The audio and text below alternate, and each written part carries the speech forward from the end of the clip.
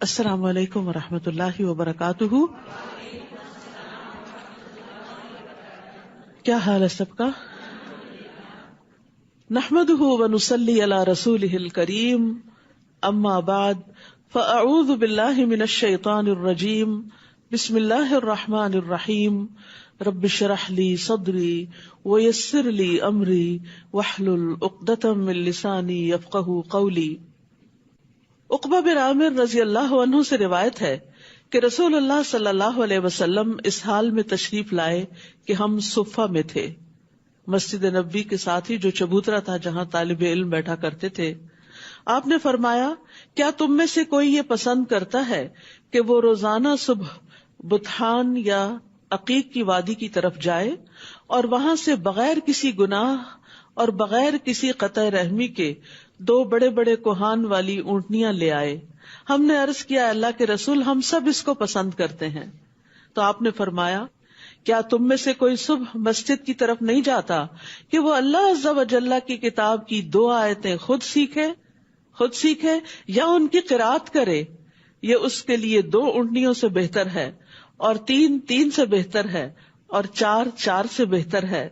اس طرح ان آیتوں کی تعداد اونٹنیوں کی تعداد سے بہتر ہے. تو الحمدللہ آپ مسجد آتے ہیں، اللہ کی کتاب سیکھتے ہیں اور کئی آیات سیکھتے ہیں.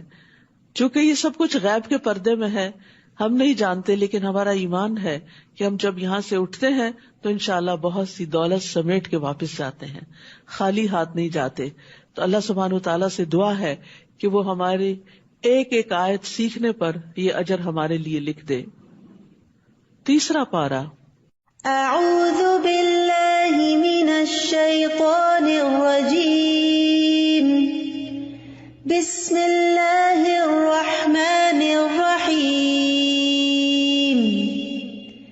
تلک الرسل فضلنا بعضهم على بعض منهم من کلم اللہ ورفع بعضهم درجات وآتينا عيسى ابن مريم البينات وأيدناه بروح القدس ولو شاء الله ما اقتتل الذين من بعدهم من بعد ما جاءتهم البينات ولكن اختلفوا فمنهم من آمن ومنهم من كفر ولو شاء الله ما اقتتلوا ولكن الله يفعل ما يريد. شروع کرتی ہوں اللہ کے نام سے جو بے انتہا مہربان نہایت رحم فرمانے والا ہے. یہ رسول جن میں سے ہم نے بعض کو بعض پر فضیلت عطا کی ہے، ان میں سے بعض وہ ہیں جن سے اللہ نے کلام کیا، اور بعض کو درجات میں بلندی عطا کی، اور ہم نے عیسیٰ ابن مریم کو واضح نشانیاں عطا کی اور روح القدس کے ساتھ اس کی تائید کی. اور اگر اللہ چاہتا تو وہ لوگ جو ان کے بعد آئے واضح نشانیاں آ جانے کے بعد باہم نہ لڑتے، لیکن انہوں نے اختلاف کیا. پھر ان میں سے کوئی تو ایمان لے آیا اور کچھ نے ان میں سے کفر کیا. اور اگر اللہ چاہتا تو وہ باہم نہ لڑتے، لیکن اللہ جو چاہتا ہے وہ کرتا ہے. اللہ سبحانہ وتعالیٰ نے بندوں کی ہدایت کے لیے ہر دور میں انبیاء اور رسول بھیجے. انبیاء کی تعداد 1,24,000، 1,14,000، 1,04,000 تک بتائی جاتی. بہرحال 1,00,000 سے زیادہ انبیاء دنیا میں آئے. ان میں سے 314 رسول تھے، اور ان رسولوں میں سے 5 اولو العزم رسول تھے جن کو اللہ سبحانہ تعالیٰ نے باقی رسولوں پر فضیلت بخشی. تو یہاں اللہ سبحانہ تعالیٰ فرماتے ہیں کہ یہ رسول جن میں سے بعض کو ہم نے بعض پر فضیلت عطا کی ہے، تو وہ فضیلت مختلف وجوہات کی بنا پر ہے. ہم دیکھتے ہیں کہ کائنات کے اندر مختلف چیزوں کو مختلف چیزوں پر فضیلت حاصل ہے. عام انسانوں میں سے بھی بعض کو بعض پر فضیلت حاصل ہے, اور یہ فرق جو اللہ سبحانہ وتعالی نے رکھا اس کے پیچھے کئی حکمتیں کار فرما ہیں. لہٰذا ہمیں ہر وقت کمپیریزن نہیں کرنا چاہیے. اگر ہم سے کوئی زیادہ فضیلت رکھتا ہے تو اس کی فضیلت کو ایکسپٹ کر لینا چاہیے, اس سے حسد نہیں کرنا چاہیے. اور اگر اللہ نے ہمیں کوئی نعمت عطا کی ہے تو اس پر اس کا شکر ادا کرنا چاہیے. تو یہ فضیلت تو اللہ نے پیغمبروں کے درمیان بھی رکھی. فرمایا ان میں سے بعض وہ ہیں جن سے اللہ نے کلام کیا. اللہ سبحانہ وتعالیٰ نے خود ان سے direct one on one base پر بات چیت کی, جیسے موسیٰ علیہ السلام, جیسے محمد الرسول اللہ صلی اللہ علیہ وسلم سے معراج کے موقع پر اللہ تعالیٰ نے کلام فرمایا. اور بعض کو دیگر طریقوں سے درجات میں بلندی عطا کی. اور ہم نے عیسیٰ ابن مریم کو واضح نشانیاں عطا کی, جیسے وہ مردوں کو زندہ کر دیا کرتے تھے اور کوڑی اور برس والے کو اچھا تندرست کر دیا کرتے تھے باذن اللہ. پرندے کی شکل بنا کر اس میں پھونک مارتے تو وہ اڑنے لگتا تھا. ان کو جو معجزات عطا کیے وہ دیگر پیغمبروں کو عطا نہیں کیے. اور روح القدس یعنی جبریل علیہ السلام کے ساتھ ان کی تائید کی. اور اگر اللہ چاہتا تو وہ لوگ جو ان کے بعد آئے, یعنی پیغمبروں کے بعد جو نیکسٹ جنریشنز آئیں, واضح نشانیاں آ جانے کے بعد باہم نہ لڑتے. لیکن انہوں نے اس میں اختلاف کیا, یعنی دین تو سب کو ملا تھا لیکن بعد میں لوگوں نے اس کی انٹرپریٹیشن میں فرق کر کے ایک دوسرے سے اختلاف کیا. تو ان میں سے کوئی تو ایمان لایا اور کچھ نے ان میں سے کفر کیا. اور اگر اللہ چاہتا تو وہ باہم نہ لڑتے, یعنی بعض اوقات اختلاف اس حد تک آگے بڑھا کہ ایک دوسرے کو مارنے بھی لگے. لیکن اللہ جو چاہتا ہے کرتا ہے کہ لوگوں کو رخصت دیتا ہے کہ وہ اپنی آزادی کو استعمال کرے. تو بعض لوگ اس آزادی کو اچھی طرح استعمال کرتے ہیں اور بعض لوگ اس آزادی کو غلط طریقے سے استعمال کر کے اللہ کی پسند کے خلاف کام کرتے ہیں. پھر اس کے بعد ایمان والوں سے خطاب ہے, یا ایھا الذین آمنوا انفقوا مما رزقناکم من قبل ان یأتی یوم لا بیع فیہ ولا خلۃ ولا شفاعہ والکافرون هم الظالمون. اے لوگو جو ایمان لائے ہو, خرچ کرو اس رزق میں سے جو ہم نے تمہیں دیا ہے, ہمارے دیے ہوئے میں سے آگے دیا کرو, اس سے پہلے کہ وہ دن آ جائے, یعنی قیامت کا دن, جس میں نہ کوئی خرید و فروخت ہوگی اور نہ کوئی دوستی اور نہ کوئی سفارش کام آئے گی, اور کافر لوگ ہی دراصل ظالم ہیں, یعنی جو اللہ کو مانتے نہیں, اللہ کا حق نہیں دیتے, وہ اپنے آپ پر ظلم کرتے ہیں. یہ نہیں فرمایا کہ ظالم جو ہوتے ہیں وہ کافر ہوتے ہیں, بلکہ فرمایا جو کفر کرتے ہیں وہ ظلم کرتے ہیں. پھر آیت الکرسی ہے جو قرآن مجید کی سب سے عظیم آیت ہے, شیاطین سے حفاظت کرنے والی آیت ہے, جنت میں لے جانے والی آیت ہے. رسول اللہ صلی اللہ علیہ وسلم نے فرمایا, جو شخص ہر فرض نماز کے بعد آیت الکرسی پڑھے اس کو موت کے علاوہ کوئی چیز جنت میں جانے سے نہیں روک سکتی. تو اپنے ایکشن پوائنٹس میں لکھ لیجئے کہ ہم نے ہر فرض نماز کے بعد آیت الکرسی لازماً پڑھنی ہے. اللہ لا الہ الا هو الحی القیوم لا تأخذه سنة ولا نوم له ما في السماوات وما في الأرض من ذا الذي يشفع عنده إلا بإذنه يعلم ما بين أيديهم وما خلفهم ولا يحيطون بشيء من علمه إلا بما شاء وسع كرسيه السماوات والأرض ولا يؤوده حفظهما وهو العلي العظيم. اللہ نہیں کوئی الہ برحق مگر وہی, زندہ ہے, سب کو قائم رکھنے والا ہے, نہ اسے اونگ آتی ہے اور نہ نیند. آسمانوں اور زمین میں جو کچھ ہے اسی کا ہے, اصل مالک وہی ہے. کون ہے جو اس کے اذن کے بغیر اس کے ہاں سفارش کر سکے؟ وہ جانتا ہے جو ان کے سامنے ہے اور جو ان کے پیچھے ہے, اور وہ اس کے علم میں سے کسی چیز کا احاطہ نہیں کر سکتے مگر جتنا وہ چاہے. اس کی کرسی نے آسمانوں اور زمین کو گھیر رکھا ہے اور ان دونوں کی حفاظت اس کو نہیں تھکاتی, اور وہ بلند تر ہے, بہت بڑا ہے. یہ آیت جو ہے اس میں اللہ سبحانہ تعالیٰ کی 26 صفات کا ذکر ہے, یعنی یہ واحد آیت ہے جس میں سب سے زیادہ اللہ سبحانہ تعالیٰ کی صفات اور اسماء کا ذکر ہے. 5 نام ہیں اور باقی سب صفات ہیں. تو اللہ سبحانہ تعالیٰ ہی حقیقی الہ ہے اور عبادت کے لائق ہے. وہ زندہ ہے، اسے کبھی موت نہیں آئے گی، وہ ہمیشہ سے ہے، ہمیشہ رہے گا۔ اس کے برعکس ہم انسان، اگر ہمیں کھانا نہ ملے تو ہم مر جائیں، اگر ہمیں زیادہ سردی لگ جائے تو ہم مر جائیں، زیادہ گرمی لگ جائے تو مر جائیں، بیمار ہو جائیں تو مر جائیں، اور مرنا تو بالآخر ہے ہی اگر ان میں سے کوئی سبب بھی نہ بنے۔ اور اسی طرح باقی تمام مخلوقات، کل من علیہا فان، ہر ایک کو فنا ہے، لیکن اللہ سبحانہ تعالیٰ کو فنا نہیں ہے، وہ ہمیشہ سے زندہ ہے، زندہ رہے گا، سب کو قائم رکھنے والا ہے۔ نہ صرف یہ کہ زندہ، بلکہ سب کی زندگی اس کے دم سے قائم ہے، اور اس لیے بھی کہ اسے نیند نہیں آتی، اسے اونگ بھی نہیں آتی، کیونکہ اگر وہ سو جائے تو جن چیزوں کو اس نے تھام کے رکھا ہوا ہے پھر ان میں سے تو کچھ بھی باقی نہ رہے۔ یعنی ہم سب کی زندگی اس بات کی دلیل ہے کہ ہمیں پیدا کرنے والا جاگتا رہتا ہے اور ہماری حفاظت کرتا ہے۔ آسمانوں اور زمین میں جو کچھ ہے اسی کی ملکیت ہے، کوئی اس کے اذن کے بغیر سفارش نہیں کر سکتا، لہٰذا اس کو ہر دم راضی رکھنے کی کوشش کرنی چاہیے۔ اس کا علم اتنا زیادہ ہے کہ وہ ہمارے مستقبل اور ماضی ہر چیز سے واقف ہے۔ یا یہ کہ ہمارے آگے کون ہے اور پیچھے کون، کیا اس وقت پتا ہے آپ کو آپ کے آگے کون سے فرشتے ہیں، اور کیا آپ کو پتا ہے آپ کے پیچھے اس وقت کون سے شیاطین ہیں، اور آپ کے آس پاس کون سی مخلوق گھوم رہی ہے؟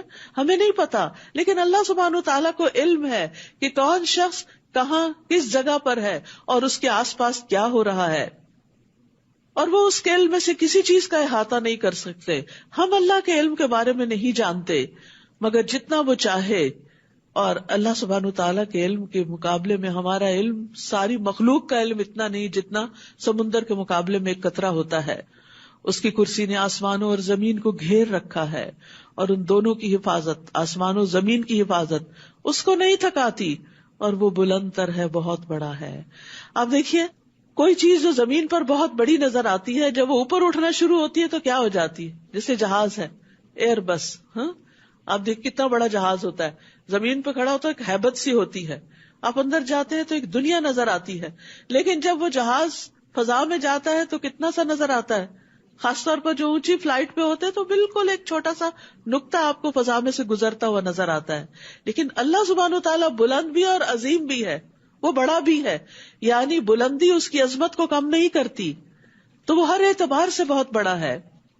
پھر فرمایا لا اکراہ فی الدین، دین کے بارے میں کوئی جبر نہیں، کوئی کسی کو زبردستی مسلمان نہیں کرے گا، اور نہ ہی زبردستی اسلام کے اندر داخل کرے گا، کیونکہ اگر کر بھی لیا تو وہ کس کام کا، وہ تو آ کر کچھ عمل بھی نہیں کرے گا، الٹا بگاڑ اور فساد ہی پیدا کرے گا۔ تو اس لیے اس چیز سے روک دیا گیا کہ کوئی کسی کے اوپر اسلام کے معاملے میں جبر کرے، لیکن ایک دفعہ جب کوئی اسلام کے دائرے میں داخل ہو جائے تو پھر اس پر لازم ہے کہ وہ ان چیزوں کی پابندی کرے جو اس پر اسلام لانے کے بعد عائد ہوتی ہے۔ بالکل اسی طرح جیسے آپ کسی بڑی آرگنائزیشن کے دفتر کے پاس سے گزرے، آپ پہ کوئی پابندی نہیں جو اندر والوں پہ ہے، لیکن اگر آپ اس کا حصہ بن گئے تو پھر آپ کو کچھ پابندیوں کا سامنا کرنا ہوگا۔ یہ بالکل لاجیکل سی بات ہے۔ فرمایا یقیناً ہدایت گمراہی سے الگ ہو چکی ہے، تو جو کوئی طاغوت کا انکار کرے اور اللہ پر ایمان لائے تو یقیناً اس نے ایک مضبوط کڑا تھام لیا، یعنی اس نے ایسے دین کو اپنا لیا لانفصام لہا، جس کو ٹوٹنا نہیں، یعنی اس میں ہر مسئلے کا حل اور ہر سوال کا جواب ہے، اور اللہ خوب سننے والا، خوب جاننے والا ہے۔ اللہ ولی الذین آمنوا یخرجہم من الظلمات الی النور، اللہ ان لوگوں کا دوست ہے جو ایمان لائے۔ سبحان اللہ، یہ ایمان کا سب سے بڑا انعام ہے کہ اللہ کی دوستی نصیب ہوتی ہے، اللہ کا ساتھ نصیب ہوتا ہے۔ وہ انہیں اندھیروں سے نور کی طرف نکال لاتا ہے، یعنی ان کا معاون و مددگار ہے، ان سے محبت کرتا ہے، اپنے علاوہ کسی اور کے ان کو حوالے نہیں کرتا، ان کی ہدایت کا ذمہ دار ہے، اور پھر یہ کہ انہیں روشنی عطا کرتا ہے، کفر سے نکال کر اسلام کی طرف لانے کے بعد علم کی طرف لاتا ہے، یعنی جہالت کے اندھیروں سے نکال کر علم کی روشنی کی طرف لاتا ہے۔ اور وہ جنہوں نے کفر اختیار کیا ان کے دوست طاغوت ہیں، یعنی شیاطین ہیں، جو انہیں نور سے اندھیروں کی طرف نکال لے جاتے ہیں، غلط راہیں اور غلط کام سجھاتے ہیں۔ یہی لوگ آگ کے ساتھی ہیں جو اس میں ہمیشہ رہنے والے ہیں۔ یہ سب سے بڑی تکلیف دہ اور نقصان دہ بات ہے کہ انسان کا انجام اتنا بھیانک ہو۔ پھر اس بات کے پروف میں کہ اللہ کس طرح ایمان والوں کا دوست ہے کچھ واقعات بیان کیے گئے. الم تر الی الذی حاج ابراہیم فی ربہ ان آتاہ اللہ الملک، کیا آپ نے اس شخص کی طرف نہیں دیکھا جس نے ابراہیم علیہ السلام سے اس کے رب کے بارے میں جھگڑا کیا اس بنا پر کہ اللہ نے اسے بادشاہت عطا کر رکھی تھی. کہا جاتا ہے کہ نمرود بادشاہ کی طرف اشارہ ہے یہاں. جب ابراہیم نے اس سے کہا میرا رب وہ ہے جو زندگی دیتا ہے اور موت دیتا ہے، ابتدا اور انتہا کی بات کر دی گئی، زبردست دلیل دی. اس نے کہا میں زندگی دیتا ہوں اور میں موت دیتا ہوں. 2 قیدیوں کو بلایا، ایک کو چھوڑ دیا، ایک کو مار ڈالا. کہا دیکھا میں نے مار دیا. ابراہیم علیہ السلام نے کہا ایسا ہے تو بے شک اللہ سورج کو مشرق کی طرف سے لاتا ہے، تم اس کو مغرب کی طرف سے لے آؤ، تم اپنی طاقت دکھا دو اگر تم ہی الہ ہو. تو اس پر وہ شخص جو کفر اختیار کیے ہوئے تھا ہکا بکا رہ گیا، لیکن بات نہ مانی، اس نے حق کو تسلیم نہ کیا. کیوں؟ واللہ لا یہدی القوم الظالمین، اور اللہ ظالم لوگوں کو ہدایت نہیں دیتا. کون ہے یہ ظالم؟ جو حق کو پہچان لیتے ہیں، جان لیتے ہیں، لیکن مان کے نہیں دیتے. او کالذی مر علی قریۃ وہی خاویۃ علی عروشها، یا اسی طرح اس شخص کی طرف نہیں دیکھا جو ایک بستی پر سے گزرا جو اپنی چھتوں پر گری پڑی تھی، یعنی تباہ حال بستی تھی، اس کے پاس سے گزر رہا تھا. کہنے لگا اللہ اس بستی کو اس کی بربادی کے بعد کس طرح زندہ کرے گا، یہ سارا شہر دوبارہ کیسے اٹھے گا، یعنی موت کے بعد دوبارہ کی زندگی کیسے ہوگی، دنیا کے بعد آخرت کیسے ہوگی. اس کے دل میں کچھ شکوک و شبہات نے جنم لیا. تو اللہ نے اسے بھی 100 سال تک مارے رکھا، پھر اسے زندہ اٹھا کھڑا کیا اور پوچھا تم کتنا عرصہ یہاں ٹھہرے؟ اس نے کہا 1 دن یا اس کا کچھ حصہ ٹھہرا ہوگا. فرمایا نہیں، بلکہ تم تو 100 سال ٹھہرے ہو. تو تم اپنے کھانے اور پینے کی طرف دیکھو جو ابھی تک باسی نہیں ہوا، اور اپنے گدھے کی طرف بھی دیکھو. یہ اس لیے کیا تاکہ ہم تمہیں لوگوں کے لیے ایک نشانی بنا دیں. یعنی 100 سال بعد کوئی کسی سوسائٹی کے اندر زندہ ہو تو ان کے لیے کتنا بڑا عجوبہ ہوگا، اور وہ نشانی ہی بن جائے گا نا کہ اللہ نے اس کو مرنے کے بعد دوبارہ اٹھا کھڑا کیا دنیا میں ہی. تو ایسے ہی اللہ قیامت کے دن بھی اٹھائے گا. اور اپنے مردہ بوسیدہ گدھے کی ہڈیوں کی طرف دیکھو، ہم کس طرح انہیں اٹھا کر جوڑتے ہیں، پھر انہیں گوشت پہناتے ہیں. تو جب اس کے لیے یہ کرشمہ ظاہر ہو گیا تو کہنے لگا میں جان گیا، یعنی گویا میں مان گیا کہ بے شک اللہ ہر چیز پر خوب قدرت رکھتا ہے. نمرود کو اللہ نے ہدایت نہیں دی. اس شخص کے اندر بھی ڈاؤٹس تھے، لیکن یہ حق کی تلاش میں تھا، اسی لیے اس کے ذہن میں سوال اٹھ رہے تھے. کچھ لوگ سچائی کی تلاش میں ہوتے ہیں، ان کے ذہن میں بہت سی کنفیوژن ہوتی ہیں، سوال ہوتے ہیں. اللہ سبحانہ و تعالیٰ ان کی رہنمائی کا انتظام کر دیتا ہے، ان کو کسی ایسے شخص سے ملوا دیتا ہے، ایسا واقعہ یا حادثہ زندگی میں گزر جاتا ہے کہ جس کی بنا پر انہیں حقیقت سمجھ میں آ جاتی ہے. قال اعلم ان اللہ علی کل شیء قدیر، کہنے لگا میں جان گیا، مجھے معلوم ہو گیا اس واقعے سے کہ بے شک اللہ ہر چیز پر خوب قدرت رکھتا ہے، وہ مرنے کے بعد دوبارہ زندگی بخش سکتا ہے. وَإِذْ قَالَ إِبْرَاهِيمُ رَبِّ أَرِنِي كَيْفَ تُحْيِي الْمَوْتَى، اور وہ وقت بھی یاد کرو جب ابراہیم علیہ السلام نے کہا اے میرے رب مجھے دکھا تو مردوں کو کس طرح زندہ کرے گا. فرمایا کیا بھلا تم ایمان نہیں رکھتے؟ اس نے کہا کیوں نہیں، لیکن یہ سوال اس لیے کر رہا ہوں تاکہ میرا دل مطمئن ہو جائے.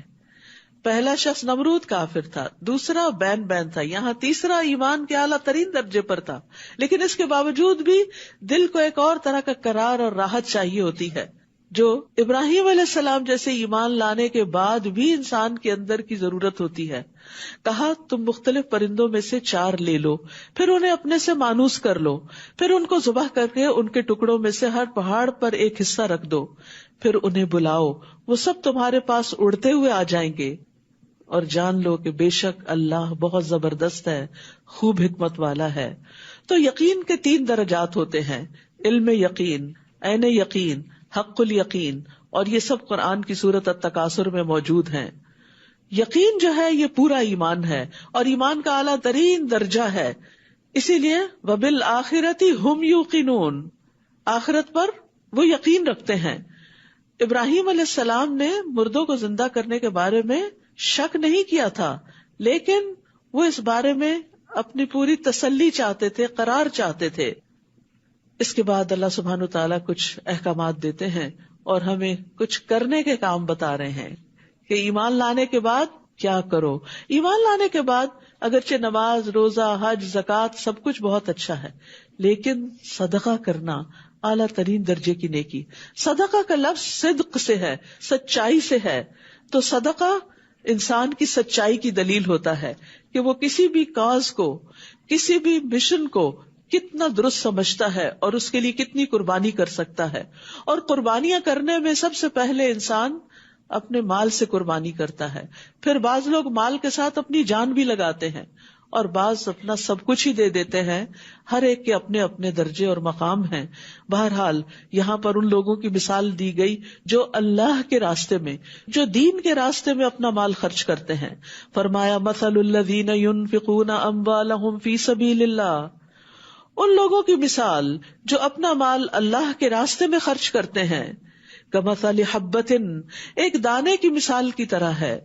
انبتت 7 سنابل، جس نے 7 بالیاں اگائیں، یعنی ایک بیج بویا گیا جس سے 7 شاخیں نکلی. ہر بالی میں 100 دانے ہیں، یعنی ہر شاخ کے اوپر جا کر ایک بھٹا لگا جس میں 100 دانے بنے. اور اللہ جس کے لیے چاہتا ہے اور بھی زیادہ بڑھا دیتا ہے، اور اللہ وسعت والا، خوب جاننے والا ہے. رسول اللہ صلی اللہ علیہ وسلم نے فرمایا، جس نے اللہ کی راہ میں خرچ کیا، اللہ کی راہ میں کوئی چیز دی، اس کے لیے اس کا 700 گنا لکھا جاتا ہے. ایک صدقہ ہوتا ہے جیسے کسی مسکین کو کھلانا، ایک صدقہ ہوتا ہے کسی فقیر پر خرچ کرنا، کسی کو کھانا دینا، کسی کو کپڑا دینا. یہ سب بھی صدقات میں شمار ہوتے ہیں اور بہت بڑے اجر کا باعث ہوتے ہیں. صدقہ انسان کے لیے پروٹیکشن کا باعث ہوتا ہے. ایک ہوتا ہے اللہ کے راستے میں، یعنی دین کی سربلندی کے لیے، دین کی بقا کے لیے، دین کو ڈیفینڈ کرنے کے لیے، دین کو پروموٹ کرنے کے لیے، دین کو آگے بڑھانے کے لیے، اللہ کا نام بلند کرنے کے لیے خرچ کرنا، تاکہ سب لوگ اللہ کے دین کی طرف آ جائیں. یہ صدقہ باقی تمام صدقات کے مقابلے میں ایسی ہی بلندی رکھتا ہے جیسے خود اللہ سبحانہ و تعالیٰ کو ہر چیز پر بلندی حاصل ہے. یہ صدقہ افضل ترین صدقہ ہے کہ جس میں انسان دین کی ترقی کے لیے خرچ کرتا ہے. اور دین کی ترقی کس سے ہوتی ہے؟ سب سے پہلا سٹیپ کیا ہوتا ہے؟ علم کا سیکھنا اور سکھانا. لہٰذا ایسے ادارے بنانا. اب مثال کے طور پر آپ سیکھنے کے لیے آ رہے ہیں، آپ آتے ہوئے کچھ مال خرچ کرتے ہیں، کچھ لوگ اپنا مال خرچ کر رہے ہیں، کچھ پر دوسرے لوگ خرچ کر رہے ہیں تاکہ لوگ دین سیکھنے کے لیے آ سکیں. کسی نے کرسیوں کا بندوبست کیا، کسی نے لائٹس کا انتظام کیا، کسی نے کارپیٹس کا انتظام کیا، کسی نے یہ بینچز رکھے، کسی نے کسی طرح اپنا ہاتھ بٹایا، حتیٰ کہ شو ریکس اور پھر پارکنگ لاٹ اور یہ تمام کے تمام انتظامات کس ایک مقصد کے لیے؟ کسی انسان کی پروموشن کے لیے نہیں ہے، کسی پروڈکٹ کی پروموشن کے لیے نہیں ہے. یہ اللہ کے دین کی بقا کے لیے، اس کو پھیلانے کے لیے، اپنے بچوں کی جنریشنز کے ایمان کی حفاظت کے لیے. کیونکہ ایمان کی حفاظت علم کے ساتھ ہوتی ہے. کیونکہ فَاعْلَمْ أَنَّهُ لَا إِلَهَ إِلَّا هُوَ، جان لو، علم حاصل کرو کہ اللہ کے سوا کوئی الہ نہیں. لہٰذا ایسی جگہوں پر خرچ کرنا، ایسے طالب علموں پر خرچ کرنا کہ جن کے ماں باپ ان کو نہیں پڑھا سکتے. اب بھی اس وقت الہدیٰ میں ایسے بچے ہیں کہ جن کے والدین ان کی فیس نہیں ادا کر سکتے کہ وہ حفظ کر سکیں یا وہ تعلیم حاصل کر سکیں. ایسے بچوں کو اسپانسر کرنا، یا پھر ایسی کتابیں چھاپنا یا ایسی کتابیں بانٹنا کہ جس سے لوگ سیکھ سکیں، یا جو لوگ تعلیم القرآن یعنی قرآن کو سیکھنے، سمجھنے، تفسیر پڑھنے، اس کو ڈیٹیل کے ساتھ جاننے، اس سب کا کام کر رہے ہیں. تو جو سکھا رہے ہیں ان پہ خرچ کرنا، جو سیکھ رہے ہیں ان پہ خرچ کرنا، جو بچے آنے کے لیے اپنی ٹرانسپورٹ کا انتظام نہیں کر سکتے ان پہ خرچ کرنا، یہ افضل ترین صدقات میں سے. کیوں اس کو 700 گنا کیوں کہا گیا؟ کیونکہ جب ایک بچہ پڑھتا ہے وہ آگے 100 کو پڑھاتا ہے. اگر 100 کو نہ بھی پڑھائے وہ اپنے بچوں کو پڑھاتا ہے، اس کے بچے اپنے بچوں کو، اس کے بچے اپنے بچوں کو. اور بعض اس میں سے بہت ہی اعلیٰ درجے کی تعلیم حاصل کر کے ہزاروں لاکھوں کی ہدایت کا سبب بنتے ہیں. تو جس نے ان پہ خرچ کیا وہ جہاں جہاں جو کچھ بھی کریں گے ان سب میں ان کا حصہ ہوگا. ہم دنیا سے چلے بھی جائیں گے تب بھی اس کاز کو جب تک سپورٹ ملتی رہے گی اس میں حصہ شامل رہے گا. لہذا ایسا صدقہ اللہ کے ہاں خاص پرورش پاتا ہے. اور جیسی چیز انسان خرچ کرتا ہے ویسی ہی قیامت کے دن 700 گنا ہو کر ملے گی. ابو مسعود رضی اللہ عنہ سے مروی ہے کہ ایک آدمی نے اللہ کے راستے میں ایک اونٹنی صدقہ کی جس کی ناک میں نکیل بھی پڑی ہوئی تھی، یعنی فی سبیل اللہ جہاد کے لیے دی اس نے. تو رسول اللہ صلی اللہ علیہ وسلم نے فرمایا قیامت کے دن یہ شخص 700 اونٹنیاں لے کر آئے گا جن کی ناک میں نکیل پڑی ہوگی، یعنی اس کو 700 اونٹنیاں دی جائیں گی. تو اس سے کیا پتہ چلتا ہے کہ اگر آپ ایک چیز بھی دیتے ہیں تو وہ اتنے گنا تو ملٹی پلائی ہوگی، اور اگر اس میں اخلاص اور زیادہ ہے تو کئی گنا اور بھی زیادہ بڑھ جائے گی. پھر فرمایا وہ لوگ جو اللہ کے راستے میں اپنے مال خرچ کرتے ہیں پھر خرچ کرنے کے بعد نہ احسان جتاتے ہیں نہ اذیت دیتے ہیں کہ ہم نے اتنا لگایا تھا، اتنا خرچ کیا تھا، میں نے کرسیاں خرید کے دی تھی، مجھے ہی آج کرسی نہ ملی، اور نہ اذیت دیتے ہیں. ان کے لیے ان کا اجر ان کے رب کے پاس ہے، ان پر نہ تو کوئی خوف ہوگا اور نہ ہی وہ غمگین ہوں گے. تو کسی غریب کی عزت نفس کو مجروح کرنا یا دینے کے بعد احسان جتانا یا پھر کسی نہ کسی طرح باتیں بنانا، یہ ساری چیزیں پھر ان صدقات کو ضائع کر دیتی ہیں. ایسے میں فرمایا قول معروف ومغفرۃ خیر من صدقۃ یتبعها اذی واللہ غنی حلیم. اچھی بات کہنا اور درگزر کر دینا اس صدقے سے بہت بہتر ہے جس کے بعد اذیت ہو. یعنی اگر آپ صبر نہیں کر سکتے تو پھر بس اچھا اخلاق اپنا لیں، خوبصورت بات کیا کریں، لوگوں سے پیار سے پیش آیا کریں، ورنہ دوسروں کو اذیت دینا تو سارے اعمال کو برباد کر دیتا ہے. اور اللہ بہت بے نیاز ہے، بے حد بردبار ہے. یا ایھا الذین آمنوا لا تبطلوا صدقاتکم بالمن والاذی، اے لوگو جو ایمان لائے ہو اپنے صدقات کو احسان جتا کر اور اذیت دے کے ضائع نہ کرو. اس شخص کی طرح جو اپنا مال لوگوں کو دکھانے کے لیے خرچ کرتا ہے، یعنی جب اللہ کے راستے میں دو تو دکھاوا بھی مت کرو. اور اللہ اور یوم آخرت پر ایمان نہیں رکھتا، اگر رکھتا ہوتا تو پھر چھپا کے دیتا اور کبھی احسان نہ جتاتا، کیونکہ جس رب کو دیا اس نے دیکھ لیا، اس نے قبول کر لیا. فرمایا اس کی مثال چکنے پتھر کی مثال کی طرح ہے جس پر مٹی ہو، پھر اس پر تیز بارش پڑے تو اس کو صاف چٹان کی طرح چھوڑ دے، اور جو کچھ انہوں نے اجر کمایا اس میں سے کسی چیز پر بھی وہ قدرت نہیں رکھیں گے، کچھ بھی ثواب ان کو نہیں ملے گا، ساری کوشش ضائع ہو جائے گی. اور اللہ کفر کرنے والوں کو ہدایت نہیں دیتا. بعض اوقات ہم انڈائریکٹلی اپنے صدقات کا اظہار کرتے رہتے ہیں، اس کو دیا، اس کو کھلایا، اس کو کتابیں لے کر دی، فلاں کی تو فیس میں دیتی ہوں، تو فلاں کا ٹرانسپورٹ میں کر رہی ہوں، وغیرہ وغیرہ. اپنی نجی مجلسوں میں، پارٹیوں میں، سوشل گیدرنگز میں اس طرح لینے والوں کی عزت مجروح ہوتی ہے. تو اس چیز سے بھی بچنا چاہیے. ایسا کرنے سے جو آپ نے کیا وہ وقتی طور پہ جو فائدہ ہوا، اس کے بعد تیز بارش آئی، سب مٹی بہا کے لے گئی، چٹیل پتھر باقی رہ گیا. جیسا اعمال نامہ کورے کا کورا پہلے تھا ویسے کا ویسا دوبارہ ہو گیا، جو کیا وہ ضائع ہو گیا. تو اس لیے انسان کو اپنے صدقات کو چھپانے میں بھی صبر سے کام لینا چاہیے اور اپنی زبان بند رکھنی چاہیے، کیونکہ ہم بندوں کو دکھانے کے لیے، ان کی نظر میں بڑا بننے کے لیے نہیں کر رہے، یہ اللہ کی خاطر کر رہے ہیں. اور جو جتنا اخلاص سے کرے گا نا اس کا اتنا زیادہ ملٹی پلائی ہوگا، اتنا زیادہ بہترین طریقے سے قبول ہوگا، اتنا بڑا اجر و ثواب قیامت کے دن ملے گا. اور سب سے بڑا اجر و ثواب کیا ہے کہ خوف اور رنج دور ہو جاتا ہے، غم دلوں سے دور ہو جاتا ہے، کیونکہ دل کے اندر ایک خاص طرح کی ٹھنڈک پیدا ہوتی ہے. اور اس میں آپ دیکھیے کہ اس وقت بہت سی ریسرچز بھی ایسی کی گئی ہیں کہ جس سے پتہ یہ چلتا ہے کہ چیریٹی کا کام کرنے والے جو ہیں وہ بہت خوش رہتے ہیں. ہارورڈ بزنس اسکول کے پروفیسر اور کچھ اور استادوں نے محسوس کیا کہ جب ان کے پروگرام کے پارٹیسپینٹس نے دوسروں پر خرچ کیا تو ان کے اندر زیادہ خوشی دیکھی گئی بنسبت خود پہ خرچ کرنے کی. یعنی دو طرح کے لوگ ہوتے ہیں، ایک جاتے ہیں پیسے زیادہ ہو گئے، اب مچل رہا ہے دل، چلو کچھ شاپنگ کرتے ہیں، کہیں کسی مال میں گھس گئے، یہ خرید لیا وہ خرید لیا، وہ بھی ایک ایڈکشن سی ہو جاتی ہے، اس سے بھی ایک خوشی ہوتی. لیکن ریسرچ سے یہ پتا چلا کہ جن لوگوں نے اپنے پہ نہیں دوسروں پہ خرچ کیا ان کو زیادہ خوشی ملی. پھر اسی طرح 2006 کی ایک اسٹڈی کے مطابق جب چیریٹیز دینے والوں کے دماغ کے کچھ حصوں کو چیک کیا گیا تو اس سے پتا چلا کہ ان کے اندر خوشی اور اعتماد اور ایک مثبت سوچ زیادہ ہے. تو اسی طرح انسان کی صحت پر بھی اس کے بہت اچھے اثرات پڑتے ہیں. بہت سے دائمی امراض کا علاج صدقے سے کیا گیا, سٹریس کا علاج صدقے سے کیا گیا, کیونکہ صدقہ کرنا کیا ہے؟ شکر گزاری ہے, اور شکر گزاری جو ہے وہ نعمتوں میں اضافے کا باعث ہے. شکر کیا ہے؟ نعمتوں میں اضافے کا باعث. جب آپ دیتے ہیں تو دے کے خوشی ہوتی ہے, آپ کو بھی, لینے والے کو بھی, اور وہ پھر واپس آپ کے اوپر ریفلیکٹ کرتی ہے, پھر آپ کو دوبارہ ملتی ہے, یعنی ریپل ایفیکٹ ہوتا ہے, اور انسان کے اندر اس کے اثرات جو ہے وہ جسم کے روئے روئے تک جا پہنچتے ہیں.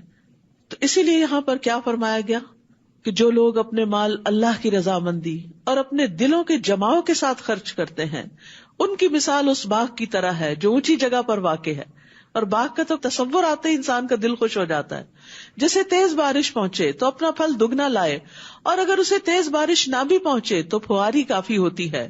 اور تم جو بھی عمل کرتے ہو اللہ اسے خوب دیکھنے والا ہے. یعنی جب انسان دل کی خوشی سے زکوٰۃ دیتا ہے یا صدقات دیتا ہے تو وہ ایمان کی حلاوت پاتا ہے. رسول اللہ صلی اللہ علیہ وسلم نے فرمایا, جس نے یہ 3 امور سر انجام دیے وہ ایمان کا مزہ چکھ لے گا. نمبر 1, جس نے ایک اکیلے اللہ کی عبادت کی اور بے شک اللہ کے سوا کوئی الہ نہیں. اور نمبر 2, اس نے اپنے دل کی خوشی کے ساتھ وہ زکوٰۃ ادا کی جو ہر سال اس پہ فرض ہوتی ہے. نمبر 3, نیز زکوٰۃ میں بہت بوڑھا, بیمار, مریض اور گھٹیا جانور نہیں دیا, لیکن اپنے مال سے معتدل اور متوسط چیز دی, کیونکہ اللہ نے تم سے نہ بہت بہتر چیز کا مطالبہ کیا اور نہ تمہیں گھٹیا چیز دینے کا حکم دیا. تو ایسا شخص جو ہے وہ ایمان کی حلاوت پا لے گا کہ جو اللہ کی رضا کے لیے مال دیتا ہے, خواہ وہ زکوٰۃ ہی کیوں نہ دے رہا ہو. نبی صلی اللہ علیہ وسلم نے فرمایا, اللہ کا تقوی اختیار کرو اور اپنی 5 نمازیں ادا کرو اور 1 مہینے کے روزے رکھو. دل کی خوشی سے اپنے مال کی زکوٰۃ ادا کرو اور اپنے امیر کی اطاعت کرو, تم اپنے رب کی جنت میں داخل ہو جاؤ گے. تو دل کی خوشی سے مال خرچ کرنا جنت میں داخلے کا سبب ہے. کیا تم میں سے کوئی یہ چاہتا ہے کہ اس کا کھجوروں اور انگوروں کا ایک باغ ہو جس کے نیچے نہریں بہتی ہوں, اس کے لیے اس میں ہر طرح کے پھل ہوں, اور اس حال میں اس کو بڑھاپا آ پہنچے اور اس کے چھوٹے چھوٹے بچے ابھی کمزور ہوں, تو اچانک اس باغ پر ایک بگولا آ پڑے جس میں آگ بھری ہو تو وہ جل کر راکھ ہو جائے؟ اسی طرح اللہ تمہارے لیے نشانیاں کھول کر بیان کرتا ہے تاکہ تم غور و فکر کرو. یہ اس شخص کی مثال ہے جس نے ساری زندگی محنت کی, بہت کچھ کمایا, انویسٹ کیا, لیکن آخر میں وہ سارے کا سارا ختم ہو کر رہ گیا. یعنی جو لوگ بظاہر بڑے بڑے کام کرتے ہیں, بڑی شہرت بھی ہو جاتی ہے کہ اتنے زیادہ سخی ہیں اور اتنے زیادہ دینے والے ہیں, لیکن نیت خراب تھی, تو قیامت کے دن جب ان کو سب سے زیادہ ضرورت ہوگی اس اجر و ثواب کی تو وہ سب کچھ ضائع ہو چکا ہوگا. تو اس لیے انسان کو دینا چاہیے, اللہ کے لیے دینا چاہیے, نیت کی خوبی اخلاص کے ساتھ دینا چاہیے, اور دکھاوے اور اذیت سے پرہیز کرنا چاہیے, احسان جتانے سے پرہیز کرنا چاہیے. اے لوگو جو ایمان لائے ہو, ان پاکیزہ چیزوں میں سے خرچ کرو جو تم نے کمائی ہیں. ایک اور چیز بتا دی گئی کہ دیتے ہوئے پاکیزہ مال خرچ کرو, حلال مال خرچ کرو, دیکھنے میں بھی اچھی چیز ہو. اور جو ہم نے تمہارے لیے زمین سے نکالی ہیں, یعنی کھانے پینے کی چیزیں, وہ بھی اللہ کے راستے میں دو. اور جو تم خرچ کرتے ہو اس میں سے خراب چیز دینے کا ارادہ نہ کرو جبکہ تم خود اس کو لینے والے نہیں, مگر یہ کہ تم اس بارے میں چشم پوشی کر جاؤ, اور جان لو کہ بے شک اللہ بہت بے نیاز ہے, بہت تعریف والا ہے. شیطان تمہیں محتاجی سے ڈراتا ہے کہ تمہارا کیا بنے گا اگر تم نے دوسروں پہ خرچ کر دیا, اور بے حیائی یعنی بخل کا حکم دیتا ہے. اور اللہ تم سے اپنی بخشش اور فضل کا وعدہ کرتا ہے, اور اللہ وسعت والا ہے, خوب جاننے والا ہے. یؤتی الحکمت من یشاء ومن یؤت الحکمت فقد اوتی خیرا کثیرا وما یذکر الا اولو الالباب. وہ جس کو چاہتا ہے حکمت عطا کرتا ہے, اور جس کو حکمت عطا کی گئی تو یقیناً اسے بہت زیادہ خیر سے نوازا گیا, اور نصیحت تو وہی قبول کرتے ہیں جو عقل والے ہیں. حکمت کیا چیز ہے؟ جو مل جائے تو خیر کثیر مل گئی. ابن عباس کہتے ہیں اس سے مراد قرآن میں سمجھ بوجھ ہے, بہت بڑی دولت ہے یہ. پھر دین کا علم ہے, نبوت بھی اس سے مراد لی گئی, اللہ کی خشیت کہ جس کو اللہ کا خوف لگ جائے, درست بات تک جا پہنچنا. پھر اسی طرح عقل اور سمجھ, دین و دنیا کی اصلاح. یہ سب چیزیں وہ ہیں کہ جو حکمت سے تعلق رکھتی ہیں، کیونکہ جب انسان کے اندر عقل اور بصیرت آ جاتی ہے، حکمت آ جاتی ہے اور ساتھ مال بھی مل جاتا ہے، تو پھر اس کو یہ سمجھ آ جاتی ہے کہ آخرت کے اعتبار سے بہترین انویسٹمنٹ کیا ہے، مجھے کہاں خرچ کرنا چاہیے، کس کو دینا چاہیے، کس جگہ لگانا چاہیے. پھر وہ یہ نہیں دیکھتا کہ مجھے دنیاوی اعتبار سے کہاں سے تعریف ملے گی، اکنالجمنٹ ملے گی، رسید ملے گی، کیا ملے گا. نہیں، وہ یہ دیکھتا ہے کہ مجھے کہاں سے آخرت کا اجر زیادہ ملے گا، میرا صدقہ کہاں زیادہ ملٹی پلائی ہوگا. اسی طرح یہ صرف صدقے کے بارے میں نہیں، حکمت کا تعلق تو پوری زندگی سے ہے. اور حکمت کے عمومی معنی کیے جاتے ہیں رائٹ ٹائم پہ رائٹ ڈیسیژن کرنا، کہ انسان اپنی صبح سے لے کے شام تک جو بھی کام کرتا ہے ان کے بارے میں صحیح ڈیسیژن لے، تاکہ وہ اپنی اس زندگی کو صحیح معنوں میں اپنی آخرت کے لیے انویسٹ کر سکے، اپنے ہر لمحے سے اپنی آخرت کما سکے. عقل مند کون ہے؟ جو اپنے ہر لمحے سے اپنی آخرت کماتا ہے، چاہے وہ دنیا کا بھی کام کر رہا ہوتا ہے لیکن اس میں بھی وہ آخرت کا فائدہ ڈھونڈ رہا ہوتا ہے. اور ہمارا حال یہ ہے کہ ہم آخرت کے لیے کام کر رہے ہوتے ہیں اور اس میں بھی دنیا کے فائدے ڈھونڈ رہے ہوتے ہیں کہ اس کے بدلے مجھے دنیا میں کیا ملے گا. سوچ بدل لیجئے، دوسری طرح سوچنا شروع کر دیجئے کہ دنیا کا کام کرتے ہوئے بھی کیا سوچنا ہے، آخرت میں اس کے بدلے کیا ملے گا. تو اللہ تعالیٰ آپ کو دنیا کی خوشی اور دنیا کی بھلائی بھی دے گا، کیونکہ اللہ ایمان والوں کا دوست ہے. بھلا وہ دنیا میں آپ کو تنہا کیسے چھوڑ دے گا؟ جب آپ اس کے راستے میں، وہ آپ کی مدد کیوں نہیں کرے گا؟ اس کا پورا یقین ہونا چاہیے. آپ دیکھیے انسانوں میں سے بھی اگر آپ کسی انسان کے ساتھ اچھا کرتے ہیں، اس کی مدد کرتے ہیں یا اس کی مرضی کے مطابق کچھ کام کرتے ہیں، تو وہ بھی آپ سے راضی ہو کر آپ کے ساتھ احسان کرتا ہے. وَلِلَّهِ الْمَثَلُ الْأَعْلَى، اللہ تو سب سے بلند اور عظیم ترین ہے.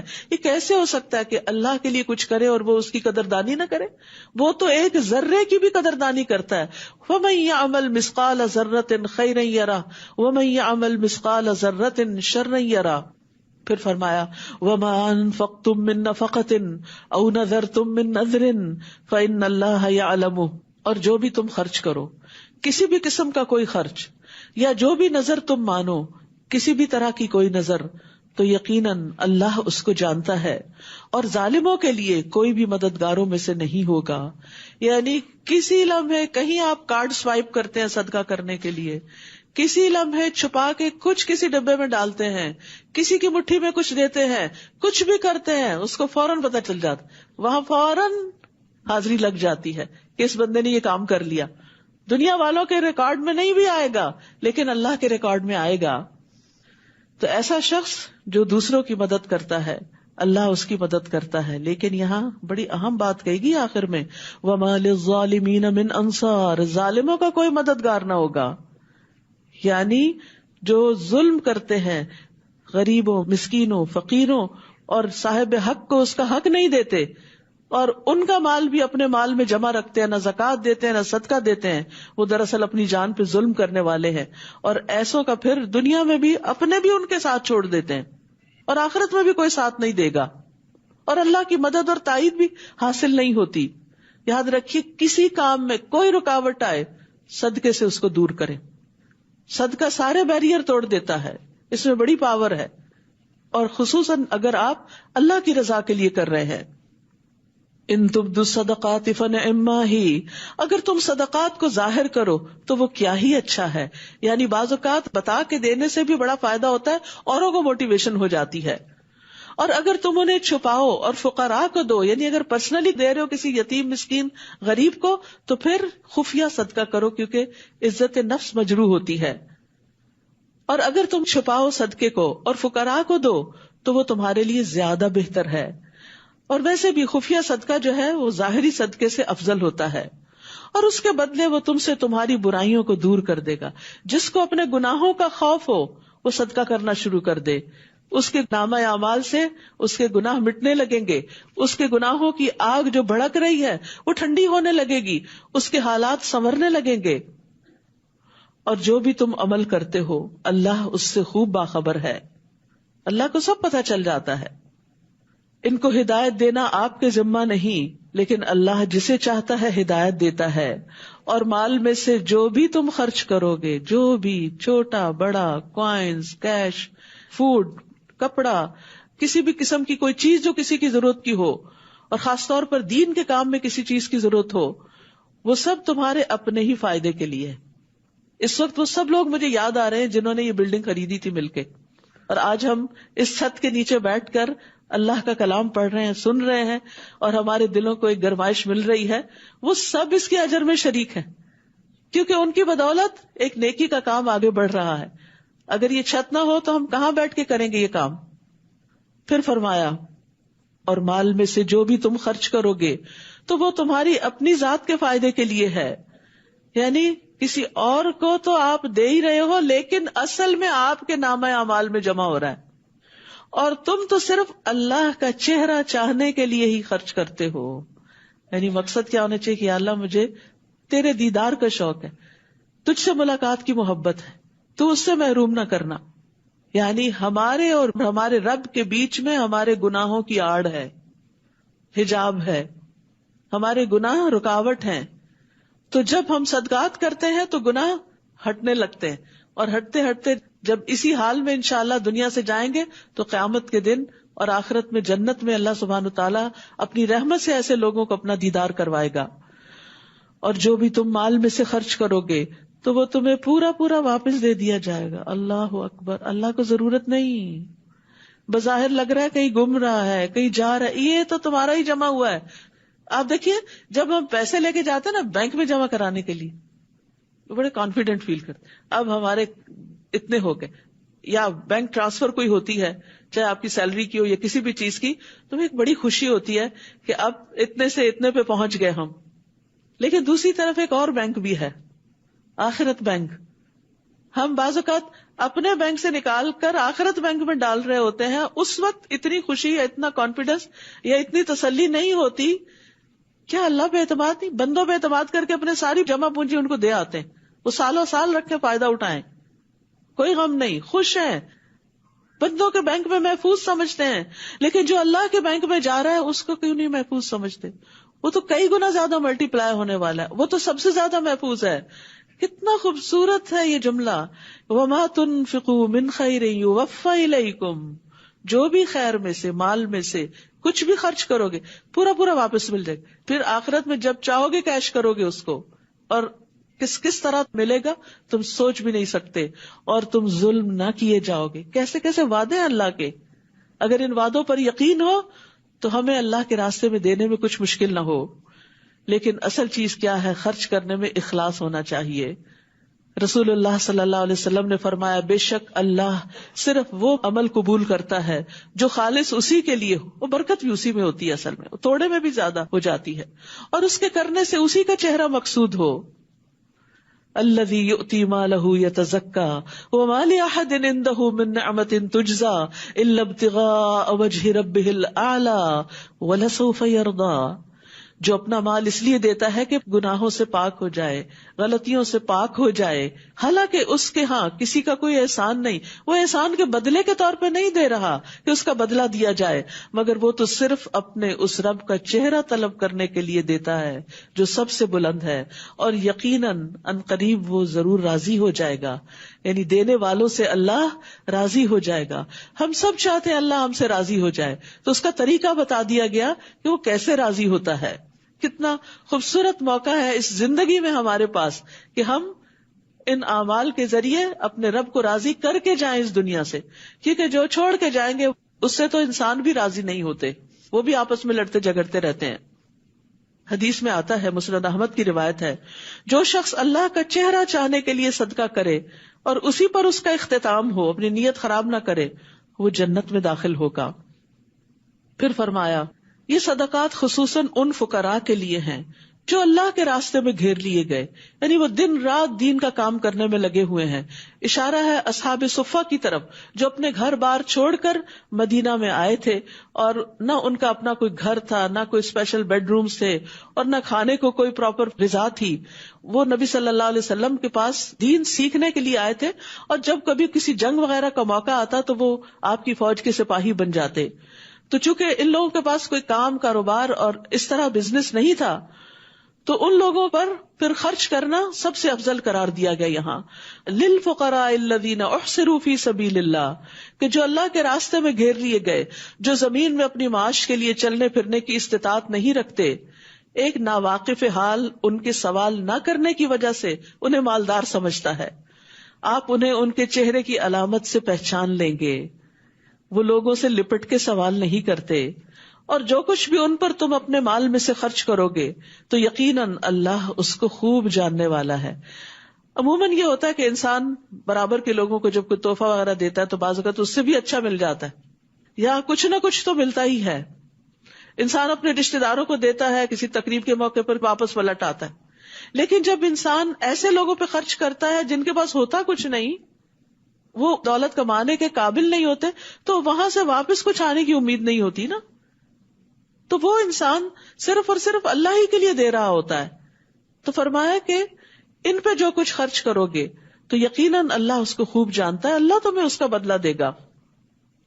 پھر فرمایا الذین ينفقون اموالهم باللیل والنہار سرا وعلانیہ فلہم اجرہم عند ربہم ولا خوف علیہم ولا هم يحزنون.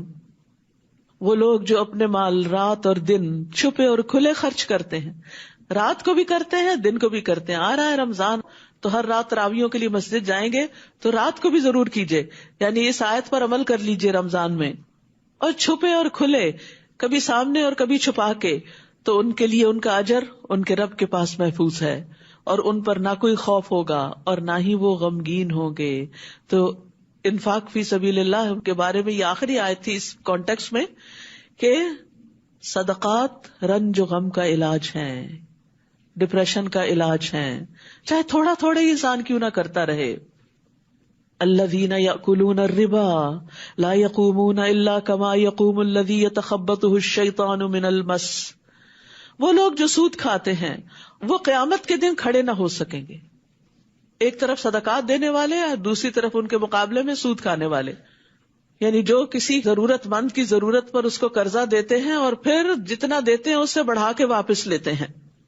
وہ قیامت کے دن کھڑے نہ ہو سکیں گے مگر جس طرح وہ کھڑا ہوتا ہے جسے شیطان نے چھو کر خپتی بنا دیا ہو. یہ سزا اس وجہ سے ہے کہ وہ کہتے ہیں کہ بے شک تجارت بھی سود ہی کی طرح ہے، حالانکہ تجارت کو اللہ نے حلال کیا اور سود کو حرام. تو جس کے پاس اس کے رب کی طرف سے کوئی نصیحت آ جائے اور وہ آئندہ کے لیے باز آ گیا تو جو وہ پہلے لے چکا وہ اسی کا ہوا اور اس کا معاملہ اللہ کے سپرد ہے. اور جو کوئی سود کی طرف دوبارہ لوٹ آئے تو یہی لوگ آگ کے ساتھی ہیں. سود کی طرف لوٹنا آگ میں جانے کے برابر ہے اور وہ اس میں ہمیشہ رہنے والے ہیں. سود کا لین دین ایک ناقابل معافی گناہ ہے. رسول اللہ صلی اللہ علیہ وسلم نے فرمایا ایسے گناہوں سے بچو جو معاف نہیں کیے جاتے. ایک روایت میں فرمایا جن گناہوں کا کفارہ نہیں ہوتا. جس نے کسی چیز میں خیانت کی قیامت کے دن اسے اس کے ہمراہ لایا جائے گا. اور سود کھانے والے کے بارے میں ہے کہ جس نے سود کھایا وہ اس کی وجہ سے قیامت کے دن دیوانہ اور بدحواس اٹھے گا. جس طرح قرآن مجید میں آتا ہے کہ وہ اس طرح کھڑے ہوں گے قیامت کے دن جیسے کوئی جن پوزیس کر لے کسی کو اور وہ بندہ ہوش و حواس کھو بیٹھے. رسول اللہ صلی اللہ علیہ وسلم نے فرمایا سود کھانے والے، اس کے کھلانے والے، اس کی گواہی دینے والے، اس کا معاملہ لکھنے والے سب پر لعنت فرمائی. سود سے منسلک ہر شخص گناہ میں برابر کا شریک ہوتا ہے. رسول اللہ صلی اللہ علیہ وسلم نے فرمایا سود کے 72 دروازے ہیں، سب سے کم درجے کا گناہ آدمی کا اپنی ماں سے زنا کرنے کے برابر ہے. یمحق اللہ الربا ویربی الصدقات واللہ لا يحب كل کفار اثیم. اللہ سود کو مٹاتا ہے اور صدقات کو بڑھاتا ہے، اور اللہ کسی سخت ناشکرے بہت گناہگار سے محبت نہیں کرتا. یعنی سود کا لین دین کرو گے تو اللہ کی محبت سے محروم ہو جاؤ گے. ابن عباس کہتے ہیں کہ اس آیت کا مطلب یہ ہے کہ اللہ سود خار کا نہ صدقہ قبول کرتا ہے، نہ جہاد، نہ حج، نہ اس کی صلہ رحمی قبول کرتا ہے. اس کے برعکس جو صدقات دیتا ہے تو اللہ اس میں برکت ڈالتا ہے اور دنیا اور آخرت میں اس کو کئی گنا بڑھا دیتا ہے. اور اللہ ہر اس شخص سے محبت نہیں کرتا جو سود کے حرام ہونے کا انکار کرتا ہو یا اسیم جو سود کھا کر گناہ میں پڑنے والا ہو.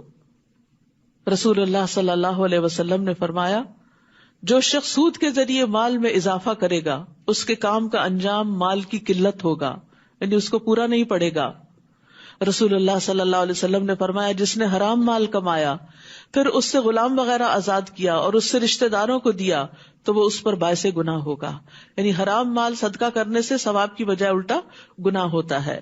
ان الذین آمنوا وعملوا الصالحات، بے شک جو لوگ ایمان لائے اور انہوں نے نیک اعمال کیے اور نماز قائم کی اور زکوٰۃ ادا کی، ان کے لیے ان کا اجر ان کے رب کے پاس ہے، ان پر نہ کوئی خوف ہوگا اور نہ ہی وہ غمگین ہوں گے.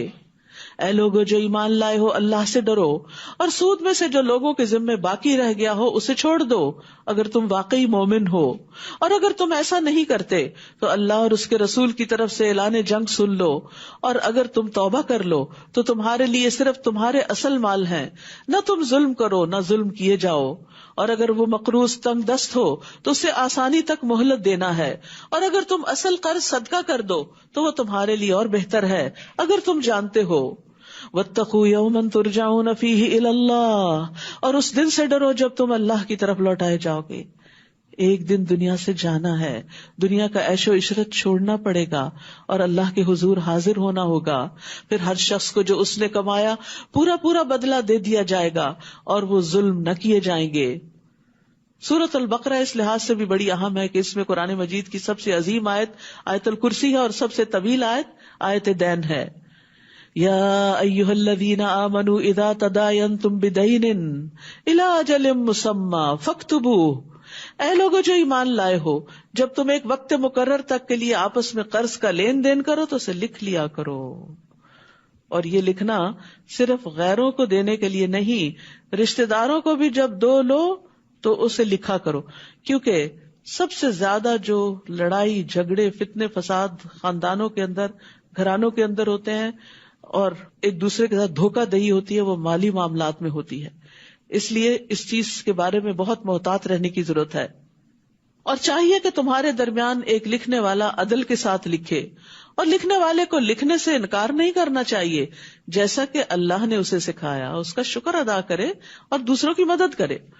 تو اس کو بغیر کسی عذر کے لکھنا چاہیے، اور املا اس شخص کو کروانی چاہیے جس کے ذمہ حق یعنی قرض ہو، اور اسے اللہ سے ڈرنا چاہیے جو اس کا رب ہے اور اس میں سے کسی بھی چیز کی کمی نہ کرے.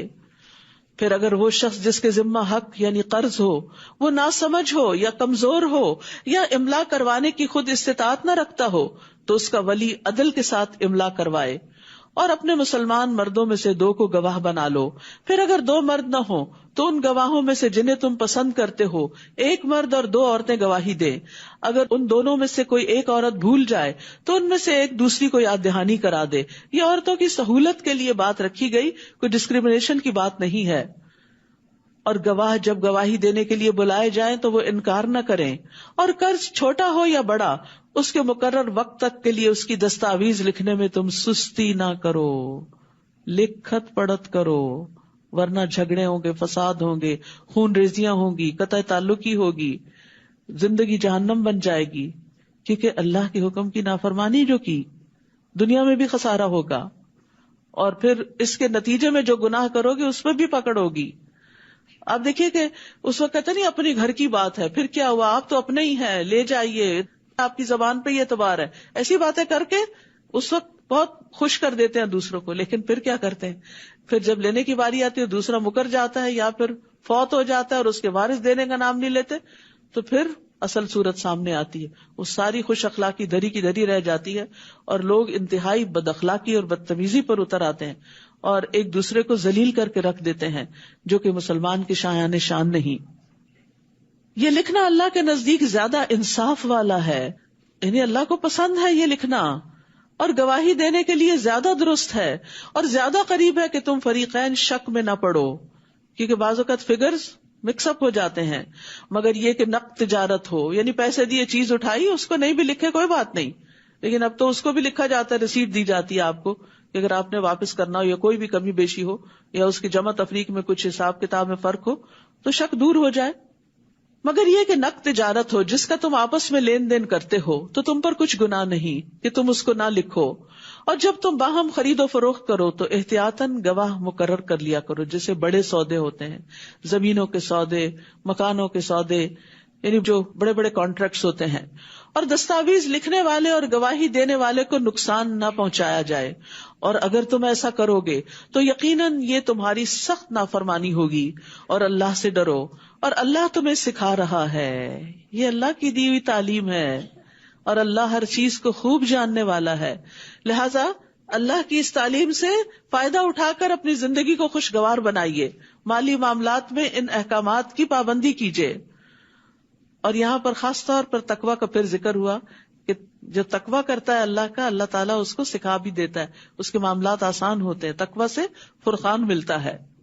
اور اگر تم سفر میں ہو اور قرض لینا ہو اور تمہیں کوئی دستاویز لکھنے والا نہ ملے تو کوئی چیز بطور رہن قرض دینے والے کو قبضے میں دے دی جائے۔ پھر اگر تم میں سے کوئی دوسرے پر اعتبار کرے اور بغیر رہن رکھے قرض دے دے تو وہ مقروض جو امین بنایا گیا ہو وہ قرض دینے والے کو اس کی امانت یعنی قرض ادا کر دے، اور اسے اللہ سے ڈرنا چاہیے جو اس کا رب ہے، اور تم گواہی کو مت چھپاؤ، اور جو کوئی اسے چھپائے گا یقیناً اس کا دل گناہگار ہے۔ اس سے کیا پتہ چلتا ہے؟ دل کے بھی گناہ ہوتے ہیں، تو ظاہری باطنی اقوال افعال، تو یہ دل کا فعل ہے، یعنی فعل صرف ہاتھوں سے نہیں ہوتا یا پاؤں سے نہیں ہوتا، ایکشن دل کا بھی ہوتا ہے، اور یہ دل کے گناہ کی بات یہاں کی گئی کہ دل گناہگار ہے اس کا جو گواہی چھپائے، حق کو چھپائے، اور جو کچھ تم کرتے ہو اللہ اس کو خوب جاننے والا ہے۔ للہ ما فی السماوات وما فی الارض وان تبدوا ما فی انفسکم او تخفوه یحاسبکم بہ اللہ فیغفر لمن یشاء ویعذب من یشاء واللہ علی کل شیء قدیر۔ آسمانوں اور زمین میں جو کچھ ہے اللہ ہی کا ہے، اور جو تمہارے دلوں میں ہے خواہ تم اسے ظاہر کرو یا اسے چھپاؤ، اللہ اس پر تمہارا محاسبہ کرے گا، پھر جسے وہ چاہے گا بخش دے گا اور جسے وہ چاہے گا عذاب دے گا، اور اللہ ہر چیز پر پوری قدرت رکھنے والا ہے۔ ابن عباس کہتے ہیں جب یہ آیت نازل ہوئی کہ جو تمہارے دلوں میں ہے اس کو ظاہر کرو یا چھپاؤ، اللہ تمہارا حساب لے گا، تو صحابہ پر بہت خوف طاری ہو گیا کہ اس پر تو عمل نہیں ہو سکتا، دل کے خیالات پر تو کنٹرول نہیں، اب کیا کیا جائے؟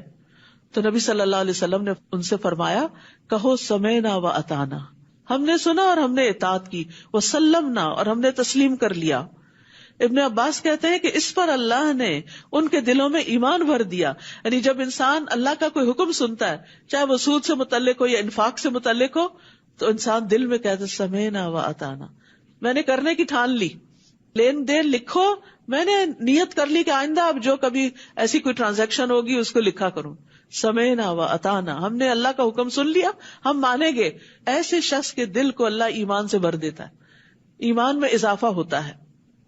تو ابن عباس کہتے ہیں کہ اس پر اللہ نے ان کے دلوں میں ایمان ڈال دیا، اور اللہ تعالیٰ نے یہ آیت نازل کی لا یکلف اللہ نفسا الا وسعها۔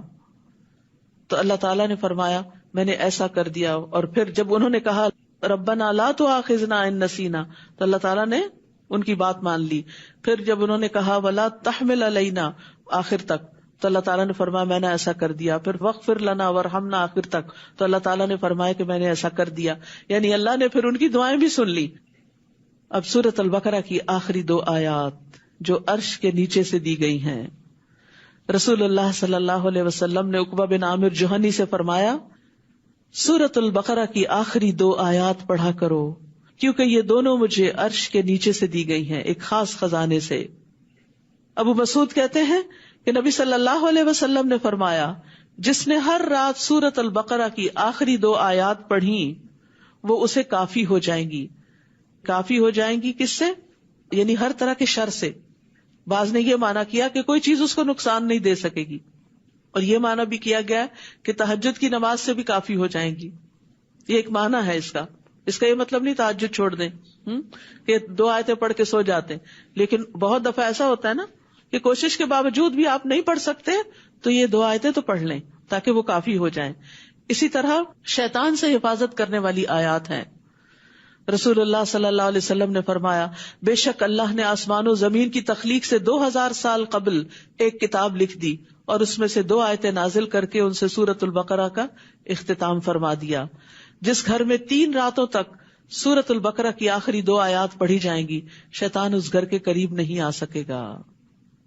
کیا ہے یہ آیات؟ آمن الرسول بما انزل الیہ من ربہ والمؤمنون کل آمن باللہ وملائکتہ وکتبہ ورسلہ لا نفرق بین احد من رسلہ وقالوا سمعنا واطعنا غفرانک ربنا والیک المصیر. رسول اس پر ایمان لایا جو اس پر اس کے رب کی طرف سے نازل کیا گیا، اور سارے مومن بھی اسی پر ایمان لائے. تو رسول بھی ایمان لاتا ہے اور مومن بھی. کس پر؟ جو سورۃ البقرہ کے شروع میں کہا گیا تھا نا، متقین کی صفات، والذین یؤمنون بما انزل الیک وما انزل من قبل. تو جو بھی اللہ نے اتارا آج تک سب پر ایمان رکھتے ہیں. جیسے اللہ سبحانہ وتعالیٰ نے 104 کتابیں اتاری، یعنی 4 تو یہ آخری جن کے آپ کو نام معلوم ہے، لیکن اس سے پہلے 10 صحیفے موسیٰ علیہ السلام پر، 10 صحیفے ابراہیم علیہ السلام پر، اور پھر شیس علیہ السلام پر اور باقی پیغمبروں پر جو کچھ نازل کیا گیا.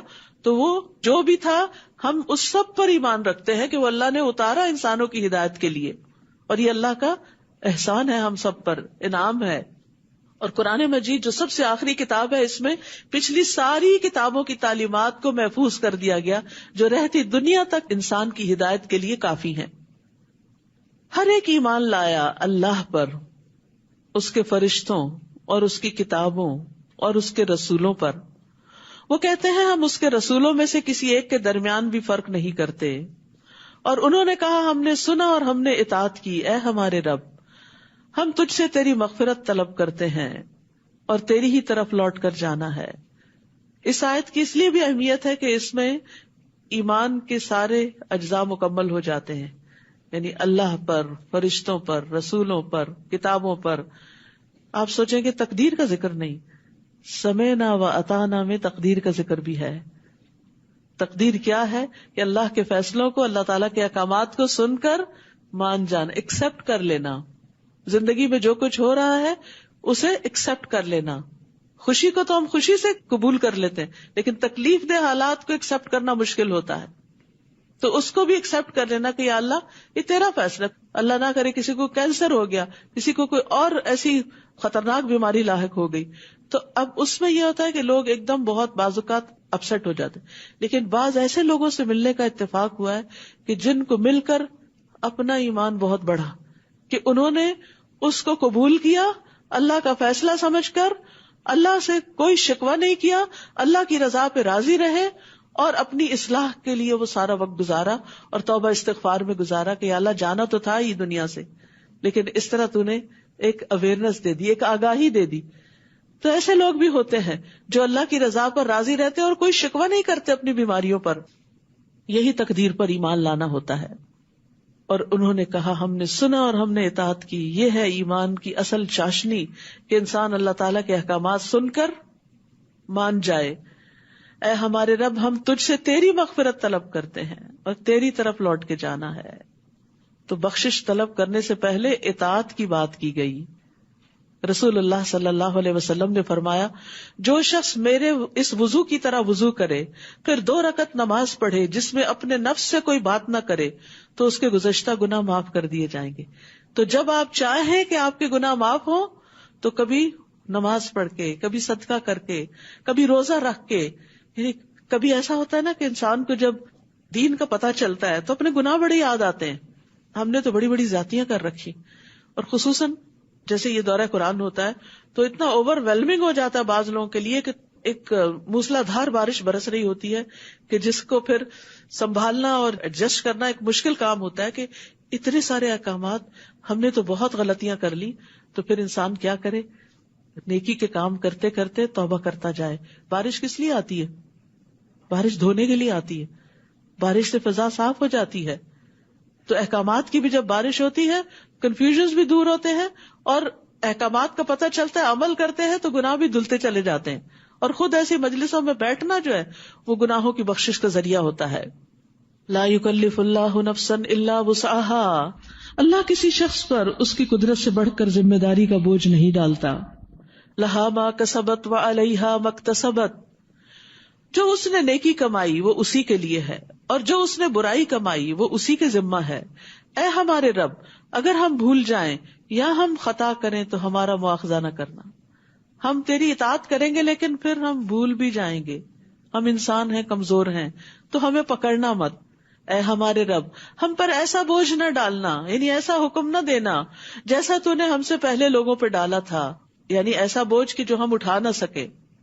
اور تو ہم سے وہ بوجھ نہ اٹھوا جسے اٹھانے کی ہم میں طاقت نہیں، اور ہم سے درگزر فرما اور ہمیں بخش دے اور ہم پر رحم فرما، تو ہی ہمارا مولا ہے، بس کافر قوم کے مقابلے میں ہماری مدد فرما. ان آیات سے پتہ چلتا ہے کہ انسان کی طاقت اور وسعت محدود ہے، تو بندہ کمزور ہے. وہ اللہ سے دعا کرتا ہے کہ ہماری طاقت سے بڑھ کے ہم پر بوجھ نہ ڈالنا، اور جو بھول چوک ہو اس کو معاف کر دینا اور اس پر ہمیں سزا نہ دینا. ان آیتوں کو پڑھ کے جب انسان دعا کرتا ہے تو وہ دعا بھی قبول ہوتی ہے. اس لیے بہتر یہ ہے کہ آخری آیت کی تلاوت کر لی جائے، اور جہاں جہاں یہ دعا کی بات آئے گی وہاں آمین کہے. ٹھیک ہے؟ اعوذ باللہ من الشیطان الرجیم. لا يكلف الله نفسا الا وسعها لها ما كسبت وعليها ما اكتسبت ربنا لا تؤاخذنا إن نسينا أو أخطأنا ربنا ولا تحمل علينا إصرا كما حملته على الذين من قبلنا ربنا ولا تحملنا ما لا طاقة لنا به واعف عنا واغفر لنا وارحمنا أنت مولانا فانصرنا على القوم الكافرين. سورۃ آل عمران. ابو امامہ رضی اللہ عنہ سے روایت ہے، وہ کہتے ہیں کہ رسول اللہ صلی اللہ علیہ وسلم نے فرمایا، قرآن کو سیکھو کیونکہ یہ قیامت کے دن اپنے پڑھنے والوں کی سفارش کرے گا. دو روشن صورتیں یعنی سورۃ البقرہ اور سورۃ آل عمران کو سیکھو کیونکہ یہ دونوں صورتیں قیامت کے دن سائبانوں کی شکل یا پرندوں کی دو صف بستہ ٹولیوں کی شکل میں آئیں گی اور اپنے پڑھنے والوں کا دفاع کریں گی، ان کو پروٹیکٹ کریں گی. الف لام میم اللہ لا الہ الا هو الحی القیوم. اللہ کے سوا کوئی الہ برحق نہیں، وہ زندہ ہے، ہر چیز کو قائم رکھنے والا ہے. اس نے آپ پر حق کے ساتھ کتاب نازل کی ہے جو ان کتابوں کی تصدیق کرنے والی ہے جو اس سے پہلے تھی، اور اسی نے تورات اور انجیل نازل کی اس سے پہلے لوگوں کی ہدایت کے لیے. اللہ کی کتاب ہدایت کے لیے آتی ہے، اور اسی نے فرقان نازل کیا. یقیناً وہ لوگ جنہوں نے اللہ کی آیات کا انکار کیا ان کے لیے سخت عذاب ہے، اور اللہ بہت زبردست ہے، انتقام لینے والا ہے. یعنی اگر نہیں مانے تو پکڑ بھی ہوگی. ان اللہ لا يخفى علیہ شیء فی الارض ولا فی السماء. بے شک اللہ وہ ذات ہے کہ زمین اور آسمان کی کوئی چیز اس سے نہیں چھپ سکتی. وہی تو ہے جو رحموں میں تمہاری صورت بناتا ہے جس طرح وہ چاہتا ہے. یہ شکلیں اللہ نے بنائی جیسے چاہی بنائی، اس لیے کسی کی شکل پر اعتراض نہیں کرنا چاہیے، نہ کسی کے رنگ پر، نہ کسی کے حلیے پر. اس کے سوا کوئی الہ برحق نہیں، بہت زبردست ہے، خوب حکمت والا ہے. وہی ہے جس نے آپ پر کتاب نازل کی جس میں محکم واضح آیات ہیں جو اصل کتاب ہیں، اور کچھ دوسری متشابہ یعنی غیر واضح آیات ہیں. غیر واضح آیات میں جیسے ابھی آپ نے الف لام میم پڑھا، یعنی حروف مقطعات ہیں، یا پھر ملائکہ کے بارے میں، یا عرش کے بارے میں، یا کرسی کے بارے میں، یا استواء علی العرش کے بارے میں. جب چیزیں آپ پڑھتے ہیں تو آپ ان کی کیفیت کو پراپرلی ڈیفائن نہیں کر سکتے کیونکہ ان کا تعلق غیب سے ہے، ہمیں اس کو بتایا نہیں گیا. تو یہ پھر متشابہات میں سے چیزیں ہیں جن کے بارے میں بہت زیادہ بحث مباحثہ نہیں کرنا چاہیے. وہ لوگ جن کے دلوں میں ٹیڑھ ہے وہ اس میں سے فتنے اور تعویل کی تلاش میں متشابہ آیات کے پیچھے لگ جاتے ہیں، یعنی قرآن میں سے وہ صرف ایسی چیزیں چن کر ان پہ بحث مباحثہ کرتے ہیں. حالانکہ ان کا حقیقی مطلب اللہ کے سوا کوئی نہیں جانتا، اور جو علم میں پختہ کار ہیں وہ کہتے ہیں ہم اس پر ایمان لائے، سب کچھ ہمارے رب کی طرف سے ہے، اور نصیحت تو صرف عقل والے ہی حاصل کرتے ہیں۔ ربنا لا تزغ قلوبنا بعد اذ ہدیتنا وہب لنا من لدنک رحمہ انک انت الوہاب، آمین۔ اے ہمارے رب، ہمارے دلوں کو ہدایت دینے کے بعد ٹیڑھا نہ کرنا، اور ہمیں اپنے پاس سے رحمت عطا فرما، بے شک تو بہت عطا کرنے والا ہے، تو تو دینے ہی والا ہے، عطا ہی عطا ہے، لہٰذا ہمیں ہدایت عطا کر، اور ہمیں ہدایت پر استقامت عطا کر، اور اس راستے کو نہ ہم چھوڑیں نہ اس کو بھولیں۔ تو یہاں پر دلوں کی حفاظت کی بات کی گئی، کیونکہ دل جسم کا اہم ترین حصہ ہے۔ ایمان کی درستگی دل کی درستگی پر منحصر ہے، تقویٰ کا مقام بھی دل میں ہے، سوچنے سمجھنے کا آلہ بھی ہے، اس لیے دل کی ہدایت کی دعا کرنی چاہیے۔ اللہم اہد قلبی وسدد لسانی واسلل سخیمۃ قلبی، اے اللہ تو میرے دل کو رہنمائی عطا کر، ساری کنفیوژن دور کر دے، میری زبان کو درستگی عطا کر، میرے دل کے کینے کو دور کر دے۔ اللہم اجعل فی قلبی نورا، اے اللہ میرے دل میں نور پیدا کر دے۔ اللہم اغسل قلبی بماء الثلج والبرد ونقی قلبی من الخطایا کما نقیت الثوب الابیض من الدنس، اے اللہ میرے دل کو برف اور اولے کے پانی سے دھو دے، اور میرے دل کو خطاؤں سے صاف کر دے، جیسا کہ تو سفید کپڑے سے میل کو صاف کر دیتا ہے۔ تو دل کی صفائی کے لیے یہ دعائیں بھی پڑھنی چاہیے، کثرت سے استغفار کرنا چاہیے۔ رسول اللہ صلی اللہ علیہ وسلم نے فرمایا میرے دل پہ پردہ سا آ جاتا ہے، اور اسی وجہ سے میں ایک دن میں 100 مرتبہ اللہ سے استغفار کرتا ہوں۔ پھر اسی طرح دل کے شر سے پناہ مانگنی چاہیے۔ اللہم انی اعوذ بک من شر سمعی ومن شر بصری ومن شر لسانی ومن شر قلبی ومن شر منی، اور پھر دلوں کی ثابت قدمی کی دعا کرنی چاہیے، اور دل کے اندر ایمان کے مزین ہونے کی دعا کرنی چاہیے۔ اللہ ہمارے دلوں میں ایمان کو زینت عطا کر۔ اللہم حبب الینا الایمان وزینہ فی قلوبنا، اللہ ایمان کو ہمارے لیے محبوب کر دے اور اسے ہمارے دلوں میں سجا دے، اور اسے کفر، نافرمانی اور گناہوں کے لیے ناپسندیدہ بنا دے، یعنی اس کو قبول نہ کرے، حق اور ہدایت کو ہی قبول کرتے جائیں۔ تو کتنی زبردست بات ہے یہ، اور یہ ساری دعائیں سبھی کو ضرورت ہے، لیکن خصوصاً جو لوگ دل کی گھٹن، دل کی تنگی کا شکار ہیں، یا کسی بھی طرح دل کے کسی مسئلے کا شکار ہیں، کیونکہ ریویلیشن سے یہ دعائیں وحی کے ذریعے نبی صلی اللہ علیہ وسلم کے ذریعے ہم تک پہنچی، لہٰذا اس کا اہتمام کرنا چاہیے۔ ربنا انک جامع الناس لیوم لا ریب فیہ ان اللہ لا یخلف المیعاد، اے ہمارے رب یقیناً تو لوگوں کو ایسے دن میں جمع کرنے والا ہے جس کے آنے میں کوئی شک نہیں، آخرت تو آنی ہی ہے۔ بے شک اللہ وعدے کی خلاف ورزی نہیں کرتا، بے شک جن لوگوں نے کفر کیا ان کے مال اور ان کی اولاد انہیں اللہ کے عذاب سے بچانے میں ہرگز کام نہ آئیں گے، اور یہی وہ لوگ ہیں جو آگ کا ایندھن ہے۔ ان کا حال بھی آل فرعون اور ان لوگوں کے حال کی طرح ہے جو ان سے پہلے تھے۔ ان سب نے ہماری آیات کو جھٹلایا تو اللہ نے انہیں ان کے گناہوں کی وجہ سے پکڑ لیا، اور اللہ سخت سزا دینے والا ہے۔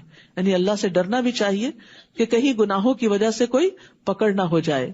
آپ ان لوگوں سے کہہ دیجئے جنہوں نے کفر کیا کہ ان قریب تم مغلوب کیے جاؤ گے اور جہنم کی طرف اکٹھے کیے جاؤ گے، اور وہ بہت برا ٹھکانہ ہے۔ یقیناً تمہارے لیے ان دو گروہوں میں جو آمنے سامنے ہوئی عبرت کی ایک نشانی ہے، اشارہ ہے جنگ بدر کی طرف۔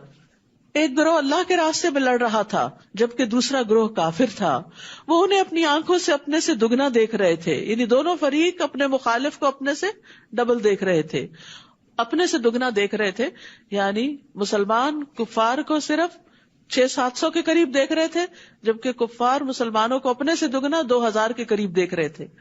اور اللہ جس کی چاہتا ہے اپنی مدد سے تائید کرتا ہے، بے شک اس میں اہل بصیرت کے لیے بھرپور عبرت ہے۔ زین للناس حب الشہوات من النساء والبنین والقناطیر المقنطرۃ من الذہب والفضہ، لوگوں کے لیے خواہشات کی محبت مزین کر دی گئی، جیسے عورتیں اور بیٹے اور اکٹھے کیے گئے خزانے اور سونا اور چاندی اور نشان زدہ گھوڑے، اسپیشل نمبرز کی گاڑیاں اور مویشی جانور اور کھیتی، یہ دنیا کی زندگی کا سامان ہے۔ یہ سب کچھ کیا ہے؟ بس اس زمین پہ کام آنے والا ہے، آگے نہیں۔ اور اللہ ہی ہے جس کے پاس اچھا ٹھکانہ ہے. تو بات یہ ہے کہ اللہ سبحانہ تعالیٰ نے ان چیزوں کی محبت بندوں کے دلوں میں رکھ دی ہے، اور وہ ایک امتحان بھی ہے کہ اس محبت کے ساتھ کیا ہم اللہ کی اطاعت کرتے ہیں یا نہیں، اور ان چیزوں کو اللہ کی اطاعت میں لگاتے ہیں یا نہیں. کہیں ایسا تو نہیں کہ اللہ سے زیادہ ان چیزوں سے محبت کرنے لگے، پھر وہ فتنہ ہے. قل انبئکم بخیر من ذالکم، کہہ دیجئے کیا میں تمہیں اس سے بہتر کی خبر دوں، اس سے زیادہ اچھا بتاؤں تمہیں، اور کیا ہو سکتا ہے. یہ ساری چیزیں ایسی ہیں جو ہر ایک کی خواہش ہوتی، اور کوئی بری بات نہیں ہے، انسان کی ضرورت ہے.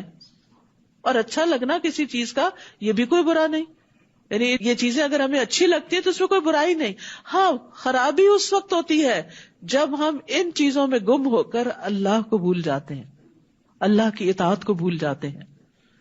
کہہ دیجئے کیا میں تمہیں اس سے بہتر کی خبر دوں. جن لوگوں نے تقوی اختیار کیا ان کے لیے ان کے رب کے پاس باغات ہیں جن کے نیچے نہریں بہ رہی ہیں. وہ جنتیں، وہ باغ، وہ ہمیشہ کے گھر، وہ اس دنیا کے مال و متاع سے کہیں زیادہ اچھا ہے. اس میں کھو کے اس کو نہیں بھول جانا جن میں وہ ہمیشہ رہنے والے ہیں، اور پاکیزہ بیویاں، اور اللہ کی طرف سے رضامندی کا پیغام، اور اللہ بندوں کو خوب دیکھنے والا ہے. وہ لوگ جو کہتے ہیں اے ہمارے رب، بے شک ہم ایمان لے آئے، تو ہمارے لیے ہمارے گناہوں کو بخش دے اور ہمیں آگ کے عذاب سے بچا لے.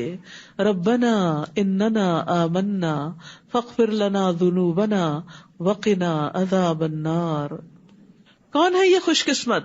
الصابرین والصادقین والقانتین والمنفقین والمستغفرین بالاسحار، جو صبر کرنے والے ہیں، سچے ہیں، اطاعت گزار ہیں، خرچ کرنے والے ہیں، سحری کے وقت استغفار کرنے والے ہیں، فجر سے پہلے اٹھ کر معافیاں مانگتے ہیں، اپنے گناہوں کا احساس کرتے ہیں.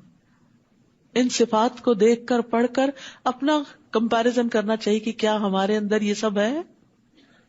تو سچے وہ ہوتے ہیں جن کی نیتیں بھی سچی ہوتی ہیں، ارادے بھی سچے ہوتے ہیں، دل بھی سچے ہوتے ہیں، زبانیں بھی سچی ہوتی ہیں، اعمال بھی سچے ہوتے ہیں. اور قانتین، جو اللہ کا حکم ملے وہ کر ڈالتے ہیں اور مستقل مزاجی کے ساتھ کرتے ہیں. قنوت یعنی اطاعت پر پابندی. منفقین، خرچ کرتے ہیں جہاں جہاں اللہ کا حکم ہے، رشتہ داروں پر، غریبوں پر، مسکینوں پر، فی سبیل اللہ. اور پھر صبح نماز پڑھنے کے علاوہ استغفار کرتے ہیں. اور یہاں سحری کے وقت کی فضیلت بھی پتہ چل رہی ہے. اللہ نے گواہی دی کہ اللہ کے سوا کوئی الہ برحق نہیں، اس حال میں کہ وہ انصاف پر قائم ہے. اور فرشتوں اور اہل علم نے بھی گواہی دی کہ اللہ کے سوا کوئی الہ برحق نہیں، بہت زبردست ہے، خوب حکمت والا ہے. بے شک دین اللہ کے نزدیک اسلام ہی ہے. اور اہل کتاب نے علم آ جانے کے بعد باہمی ضد کی بنا پر ہی اختلاف کیا. اور جو اللہ کی آیات کے ساتھ کفر کرتا ہے تو وہ یاد رکھے کہ یقیناً اللہ جلد حساب لینے والا ہے. پھر اگر وہ آپ سے جھگڑا کرے تو آپ کہہ دیجئے کہ میں نے اور جس نے میری پیروی کی اپنا چہرہ اللہ کے سپرد کر دیا. اور اہل کتاب اور امی ان پڑھ لوگوں سے پوچھئے کیا تم اسلام لاتے ہو؟ پھر اگر وہ اسلام لے آئیں تو یقیناً وہ ہدایت پا گئے، اور اگر وہ منہ موڑ جائیں تو بے شک آپ کے ذمہ صرف پہنچا دینا ہے، اور اللہ اپنے بندوں کو خوب دیکھنے والا ہے. بے شک وہ لوگ جو اللہ کی آیات کا انکار کرتے ہیں اور انبیاء کو ناحق قتل کرتے ہیں اور ان کو بھی قتل کر دیتے ہیں جو لوگوں میں سے انصاف کا حکم دیتے ہیں، تو انہیں دردناک عذاب کی خوشخبری دے دیجئے. یہی وہ لوگ ہیں جن کے اعمال دنیا اور آخرت میں برباد ہو گئے، اور ان کے لیے مددگاروں میں سے کوئی بھی نہیں. کیا آپ نے ان لوگوں کی طرف نہیں دیکھا جو کتاب میں سے کچھ حصہ دیے گئے، وہ باہمی جھگڑوں میں فیصلے کے لیے کتاب اللہ کی طرف بلائے جاتے ہیں تاکہ وہ ان کے درمیان فیصلہ کرے. پھر ان میں سے ایک گروہ منہ پھیر لیتا ہے اور وہ اعراض کرنے والے ہیں. یہ اس وجہ سے ہے کہ وہ کہتے ہیں کہ ہمیں چند گنے چنے دنوں کے سوا آگ ہرگز نہ چھوئے گی، اور انہیں ان کے دین کے بارے میں ان باتوں نے دھوکے میں مبتلا کر رکھا ہے جو وہ خود گھڑتے تھے. بس کیا حال ہوگا جب ہم انہیں اس دن جمع کریں گے جس کے آنے میں کوئی شک نہیں، اور ہر شخص کو اس کی کمائی کا پورا پورا بدلہ دے دیا جائے گا اور ان پر ظلم نہ کیا جائے گا. قل اللہم مالک الملک تؤتی الملک من تشاء وتنزع الملک ممن تشاء وتعز من تشاء وتذل من تشاء بیدک الخیر انک علی کل شیء قدیر. کہہ دیجیے اے اللہ، اے ساری بادشاہت کے مالک، تو بادشاہت عطا کرتا ہے جسے تو چاہتا ہے. دنیا میں اگر کسی کو عزت ملتی ہے، بادشاہت ملتی ہے، تو یہ اللہ کے اذن اور فیصلے سے. اور تو بادشاہت چھین لیتا ہے جس سے تو چاہتا ہے، اور تو عزت دیتا ہے جسے تو چاہتا ہے، اور تو ذلت دیتا ہے جسے تو چاہتا ہے. ساری بھلائی تیرے ہی ہاتھ میں ہے، بے شک تو ہر چیز پر پوری طرح قدرت رکھنے والا ہے. تو یاد رکھیے بھلائی اللہ کے ہاتھ میں ہے، اور بھلائی اور خیر کے کام کرنے کی توفیق بھی اللہ ہی دیتا ہے. تو اللہ سے دعا کریں کہ اللہ تعالی ہم سب کو خیر اور بھلائی کے کاموں میں استعمال کر لے. تو ہی رات کو دن میں داخل کرتا ہے اور دن کو رات میں داخل کرتا ہے. تو ہی زندہ کو مردہ سے نکالتا ہے اور مردہ کو زندہ سے نکالتا ہے. اور تو ہی جسے چاہتا ہے بے حساب رزق دیتا ہے. اور مومن مومنوں کو چھوڑ کر کافروں کو دلی دوست نہ بنائے، اور جو ایسا کرے گا تو وہ اللہ کی طرف سے کسی حمایت میں نہیں، کسی چیز میں نہیں، مگر یہ کہ تم ان کے شر سے بچنا چاہو. اور اللہ تمہیں اپنی ذات سے ڈراتا ہے اور اللہ ہی کی طرف پلٹنا ہے. کہہ دیجیے اگر تم چھپاؤ اسے جو تمہارے سینوں میں ہے یا اسے ظاہر کر دو، اللہ اسے جانتا ہے، اور وہ جانتا ہے جو آسمانوں میں ہے اور جو زمین میں ہے، اور اللہ ہر چیز پر پوری قدرت رکھنے والا ہے. جس دن ہر شخص نیکی اور برائی میں سے جو بھی اس نے عمل کیا اپنے سامنے موجود پائے گا. وہ چاہے گا کاش اس کے درمیان اور اس کی برائی کے درمیان دور کا فاصلہ ہوتا. اللہ اکبر. یہ اعمال نامے جب کھلیں گے اور ہمیں ہمارا سب کچھ نظر آئے گا تو اس وقت کیا کیفیت ہوگی. انسان چاہے گا کاش اس کے اور برائی کے درمیان دور کا فاصلہ ہو، یعنی یہ برائیاں اس سے دور ہٹا دی جائیں. اور اللہ تمہیں اپنی ذات سے ڈراتا ہے، اور اللہ بندوں پر بہت شفقت کرنے والا ہے. تو ایمان جو ہوتا ہے خوف اور امید کے بیچ میں ہوتا ہے. اللہ سے ڈرنا بھی چاہیے اور امید بھی رکھنی چاہیے. صرف خوف ہی اپنے اوپر مسلط نہ کر لیں اور صرف امید ہی نہ رکھیں. ایکسٹریمزم نہیں ٹھیک. اور اللہ اپنے آپ سے کیوں ڈراتا ہے؟ تاکہ بندے غفلت سے نکلے. ایک تنبیہ ہے، وارننگ ہے. اور ڈرتا کون ہے؟ اللہ سے. معلوم ہے نا آپ کو، علم والے ہی ڈرتے ہیں، جو اللہ کو پہچانتے ہیں، جو خود کو پہچانتے ہیں، جو دین کی سمجھ بوجھ رکھتے ہیں. پھر وہ اللہ سے ڈرتے ہیں جیسے ڈرنے کا حق ہے. قل ان کنتم تحبون اللہ فاتبعونی یحببکم اللہ ویغفر لکم ذنوبکم واللہ غفور الرحیم. کہہ دیجیے اگر تم اللہ سے محبت کرتے ہو تو میری پیروی کرو، اللہ تم سے محبت کرے گا اور وہ تمہارے گناہوں کو بخش دے گا، اور اللہ بہت بخشنے والا ہے، نہایت رحم کرنے والا ہے. تو اس سے یہ پتہ چلتا ہے کہ اتباع رسول ہی اللہ سے محبت کے دعوے کو سچا کر سکتی. ویسے تو سبھی کہتے ہیں ہمیں اللہ سے محبت ہے، بھائی ثبوت لاؤ. ثبوت کیا ہے؟ ہم سنت کی پیروی کرتے ہیں، رسول اللہ صلی اللہ علیہ وسلم کا اتباع کرتے ہیں، ان کے بتائے ہوئے طریقے کے مطابق چلتے ہیں، تب تمہاری محبت کا دعویٰ سچا ہوگا. اور اگر ایسا نہیں تو یہ دعویٰ بھی جھوٹا ہے. اور اس کی وجہ یہ بھی ہے کہ کوئی ایسی چیز نہیں جو اللہ کو محبوب ہو لیکن نبی صلی اللہ علیہ وسلم نے اسے ہمیں بتایا نہ ہو. تو انڈائریکٹلی مطلب کیا ہوا کہ جب ہم رسول صلی اللہ علیہ وسلم کی پیروی کریں گے تو وہ کام کریں گے جو اللہ تعالیٰ کو محبوب ہے. تو اللہ کی محبت کا مطلب کیا ہے؟ وہ عمل کرو جو اللہ کو پسند ہے. تو اس سے بھی پتہ چلتا ہے کہ اللہ اور اس کے رسول کی محبت عمل کا مطالبہ کرتی ہے. یہ صرف چومنے چاٹنے والی محبت نہیں کہ صرف کبھی ہاتھ چوم لیں اپنے یا مصحف کو چوم لیں تو محبت ظاہر ہو گئی. یہ محبت عمل کا تقاضا کرتی ہے. انس بن مالک کہتے ہیں کہ نبی صلی اللہ علیہ وسلم کے ہاں بحرین سے مہمان آ کر ٹھہرے. آپ نے اپنے وضو کا پانی منگوایا اور وضو کیا. وہ آپ کے وضو کے پانی کی طرف لپکے. اس میں سے انہوں نے جو پایا پیا، جو اس میں زمین پہ گرا اسے اٹھایا، چہروں پہ ملا، سروں پہ لگایا. تو نبی صلی اللہ علیہ وسلم نے ان سے کہا کس چیز نے تمہیں اس پہ اکسایا ہے؟ انہوں نے کہا آپ کی محبت نے. شاید کہ اللہ ہم سے محبت کرے. اے اللہ کے رسول. اس پر آپ نے فرمایا اگر تم پسند کرتے ہو کہ اللہ اور اس کا رسول تم سے محبت کرے تو 3 خوبیوں پر ہمیشگی کرو. 3 کام پکے کر لو. نمبر 1 سچی بات، نمبر 2 امانت کی ادائیگی، نمبر 3 اچھا پڑوس، اچھے نیبرز بنو. کیونکہ پڑوسی کو تکلیف دینا نیکیوں کو اس طرح مٹا دیتا ہے جس طرح سورج برف کو مٹا دیتا ہے. دھوپ نکلتی ہے تو ساری آئس پگھل جاتی ہے. قل اطیعوا اللہ والرسول فإن تولوا فإن اللہ لا يحب الکافرین. کہہ دیجئے اللہ اور رسول کی اطاعت کرو، پھر اگر وہ اس سے منہ پھیر جائیں یعنی اطاعت نہ کریں تو یقیناً اللہ اطاعت کا انکار کرنے والوں سے محبت نہیں کرتا. جو اطاعت نہیں کریں گے وہ اللہ کی محبت سے نکل جائیں گے. تو اللہ کی محبت تقاضا کرتی ہے عمل کا، اطاعت کا، اور نبی صلی اللہ علیہ وسلم کی اطاعت اور آپ کی اتباع کا. آپ صلی اللہ علیہ وسلم کی مخالفت جو ہے وہ کفر ہے، اور آپ کی مخالفت سراسر گمراہی ہے. آپ کی اطاعت نہ کرنے والا نافرمان ہے. تو اس لیے یہ نہیں کہنا چاہیے کہ جو قرآن میں بس اتنا ہی کافی ہے اور میں وہی کروں گی. صحیح احادیث سے جو چیزیں ثابت ہیں ان کو بھی یقین کے ساتھ لینا چاہیے اور اس کے مطابق اپنی زندگی ڈھالنی چاہیے. پھر فرمایا ان اللہ اصطفى آدم ونوحا وآل ابراہیم وآل عمران علی العالمین. بے شک اللہ نے آدم اور نوح اور آل ابراہیم اور آل عمران کو تمام جہان والوں پر چن لیا. سبحان اللہ. اللہ کی شان ہے نا، جسے چاہے چن لے. پہلے آدم اور نوح کا الگ الگ ذکر، لیکن ابراہیم اور عمران علیہ السلام کی آل کا بھی ساتھ ذکر ہے کہ ان کو اللہ نے چن لیا. یہ سب ایک دوسرے کی اولاد ہیں اور اللہ خوب سننے والا ہے، خوب جاننے والا ہے.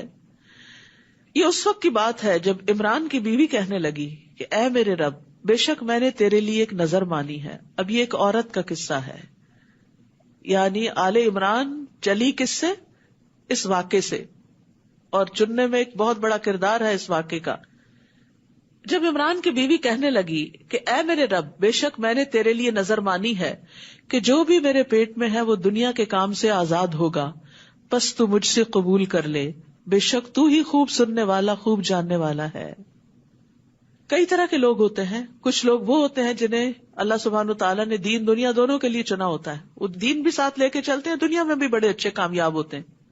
کچھ لوگوں کو اللہ سبحانہ وتعالیٰ نے صرف دین کے کام کے لیے چنا ہوتا ہے، ڈیڈیکیٹڈ. جیسے اصحاب صفہ تھے، صحابہ کرام میں سے بہت سے شجر کاری کرتے تھے، کھجوروں کے درخت تھے ان کے.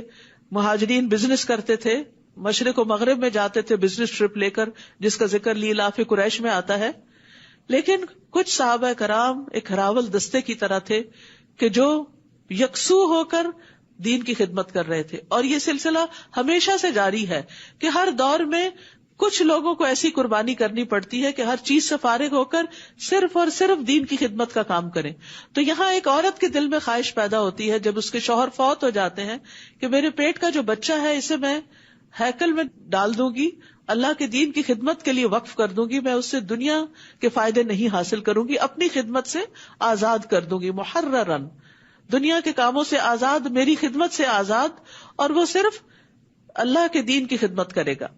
پھر جب اس نے اس لڑکی کو جنم دیا، ان کے خیال میں تھا شاید بیٹا ہوگا اور وہ جس طرح باقی مرد حضرات دین کی خدمت کرتے ہیں تو وہ بھی کرے گا، لیکن ہوا کیا کہ وہ تو بیٹی پیدا ہوگی. تو کہنے لگی، رب سے باتیں کر رہی. یاد رکھیے کسی بھی مسئلے کا بہترین حل یہ ہے کہ انسان رب سے باتیں کرے.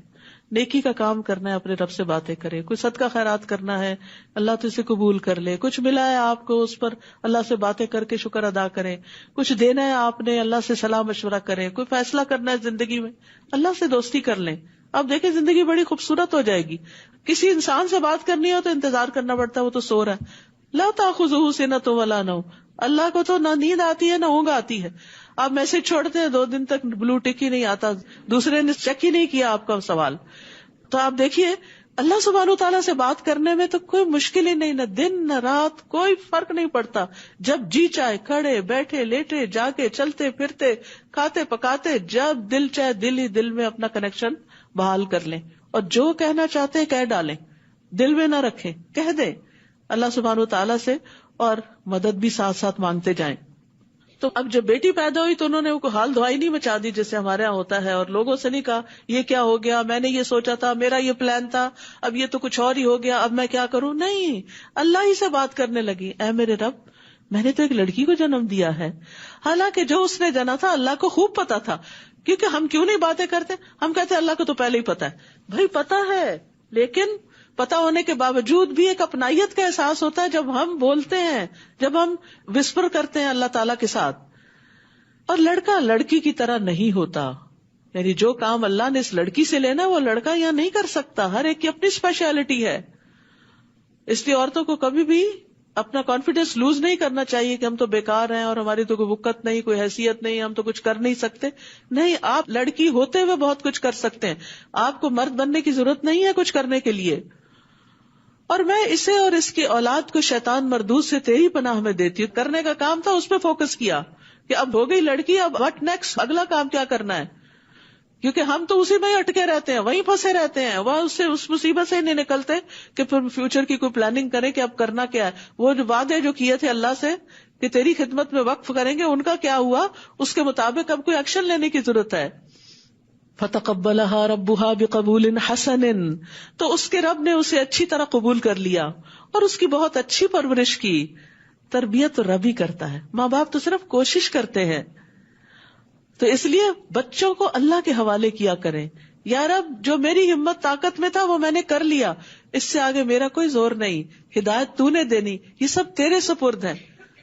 اور اس طرح دعائیں مانگا کرے، یا اللہ جس طرح مصر میں یوسف علیہ السلام کی حفاظت کی تھی، جس طرح مدین میں موسیٰ علیہ السلام کی حفاظت کی تھی اور کیئر کی تھی، میرے بچوں کی بھی تو اسی طرح حفاظت فرما.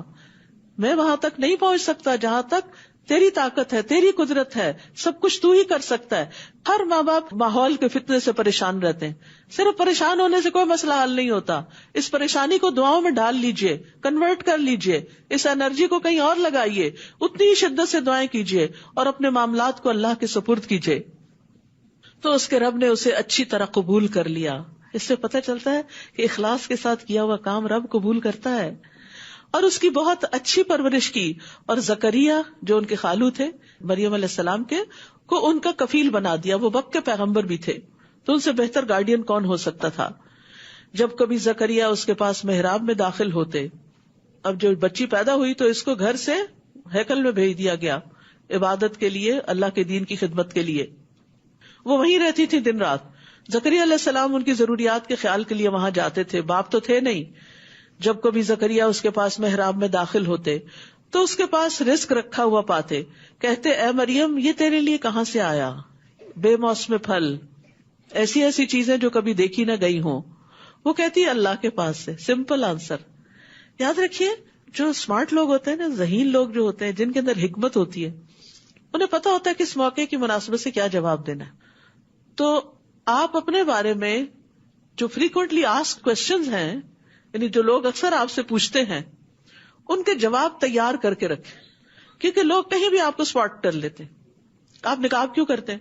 او کیوں کرتی ہوں؟ نہیں، کنفیوز نہیں ہونا، وہی بتانا ہے کیوں کرتی ہوں.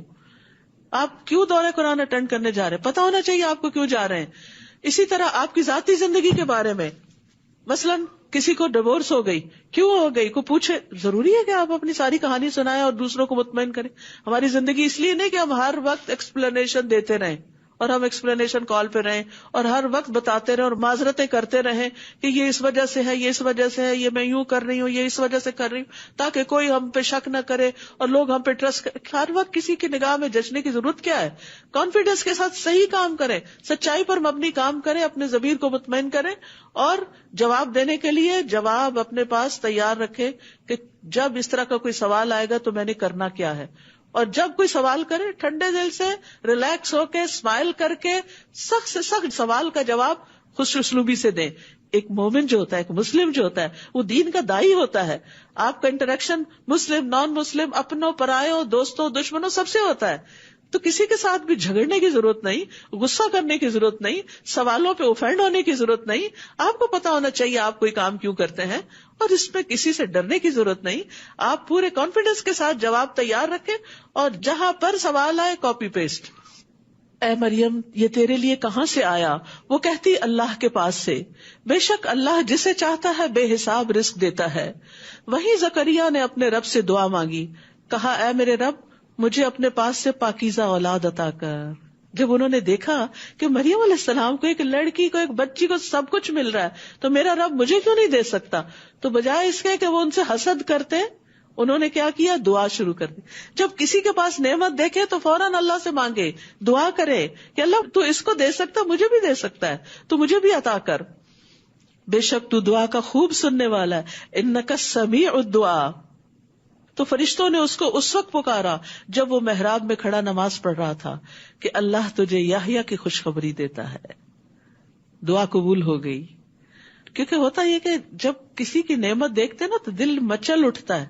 تو مچلے دل کے ساتھ جو دعا ہوتی ہے وہ عام طور پہ ٹھنڈی ٹھنڈی دعا ویسی نہیں ہوتی, اور پھر اس کی قبولیت بھی ویسی نہیں ہوتی. اللہ تجھے یحییٰ کی خوشخبری دیتا ہے جو اللہ کی طرف سے ایک کلمہ یعنی عیسیٰ علیہ السلام کی تصدیق کرنے والا ہوگا, اور سردار اور نہایت پاک باز اور صالحین میں سے ایک نبی ہوگا.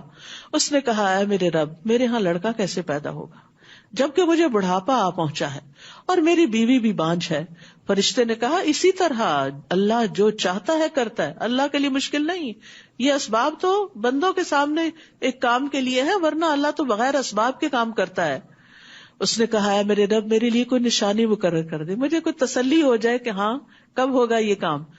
کہا, تمہاری نشانی یہ ہوگی کہ تم 3 دن تک لوگوں سے سوائے اشارے کے کلام نہ کر سکو گے, اور اس دوران اپنے رب کا کثرت سے ذکر کرنا اور صبح و شام اس کی تسبیح بیان کرتے رہنا. تو یہ طریقہ ہے نعمتوں کے استقبال کا کہ جب کسی نعمت ملنے کی خوشخبری ملے تو اللہ کا ذکر کریں, اللہ کی تسبیح کریں. آپ خود یا آپ کی کوئی بیٹی, کوئی بہو پریگننٹ ہو گئی ہے, بچے کی خوشخبری ہے یا بہت سالوں بعد ہے, تسبیح, ذکر, اللہ کا شکر, صدقہ, اللہ کی طرف رغبت کہ اللہ نے احسان کیا ہے. اور جب فرشتوں نے کہا, اے مریم, بے شک اللہ نے تجھے چن لیا اور پاک کیا اور تجھے تمام جہان کی عورتوں پر منتخب کر لیا. اے مریم, اپنے رب کی فرما برداری کرتی رہو اور سجدہ کرتی رہو اور رکوع کرنے والوں کے ساتھ رکوع کرتی رہو.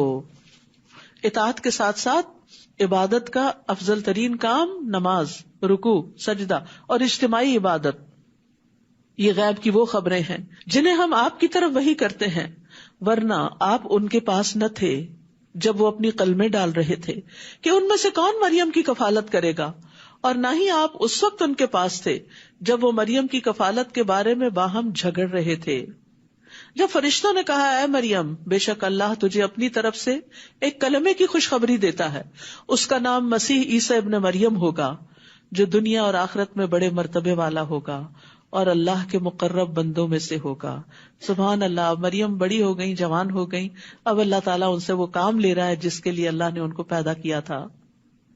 عیسیٰ علیہ السلام کی ولادت, کبھی نیکیاں ضائع نہیں جاتی, کبھی قربانیاں ضائع نہیں جاتی. اللہ کو دینے والے کبھی محروم نہیں رہتے. دیکھے تو دیکھیں, چاہے مال ہو, چاہے اولاد ہو, چاہے وقت ہو, اللہ دنیا میں بھی لوٹاتا ہے, دنیا میں بھی اس میں عزت عطا کرتا ہے انسان کو, اخلاص کے ساتھ ہو. معلوم نہیں حضرت حنا نے, جو حضرت مریم کی والدہ تھی, کس شوق, کس خوشی سے یہ نظر مانی تھی. ہم نظر مان بھی لیتے ہیں, پوری کرتے وقت آئے بائیں شائیں کرتے ہیں. میں نے سوچا تھا یا اللہ تو بیٹا دے گا, اس کو حافظ بنا, بھی یہ مانتا نہیں, میں کیا کروں. میں نے سوچا تھا اگر میری بہو پریگننٹ ہوگی تو میں عمرے پہ جاؤں گی, اب وہ حالات ہی کچھ بدل گئے ہیں, ابھی وہ بچی کی شادی کرنی ہے, اب موقع نہیں مل رہا. یہ ہوتی ہیں ہماری نظریں, ہم مانتے وقت بھی ڈاما ڈول, اور جب پوری ہو جاتی ہیں تو اس کو ادا کرنے میں بھی تذبذب کا شکار. اللہ سے کیے ہوئے وعدے سچے کریں, پھر دیکھیں اللہ کیا کچھ عطا نہیں کرتا. آپ جائیں تو صحیح, اگر اپنا وعدہ پورا کرنے کے لیے عمرے پہ ہی جانے, جا کے تو دیکھیں اللہ آپ کی بیٹی کی نہیں, آپ کے ذریعے اور بیٹیوں کی بھی شادی کروا دے گا, اتنا کچھ عطا کر دے گا آپ کو. کیوں ڈرتے ہیں فقر سے, رزق کا مالک اللہ ہے. پھر فرمایا, جب فرشتوں نے کہا, اے مریم, بے شک اللہ تجھے اپنی طرف سے کلمے کی خوشخبری دیتا ہے, اس کا نام عیسیٰ ابن مریم ہوگا, جو دنیا اور آخرت میں بڑے مرتبے والا ہوگا. سبحان اللہ, کیا خوشی ہوئی ہوگی ان کو کہ ایسا بیٹا ہے. ایک طرف پریشانی بھی کہ بغیر باپ کے بیٹا, اور دوسری طرف کہ بڑے مرتبے والا. اگر آپ کو کوئی خوشخبری دے خواب میں ہی کہ جو بچہ پیدا ہوگا بڑے مرتبے والا ہوگا, تو آپ کا حال کیا ہوگا.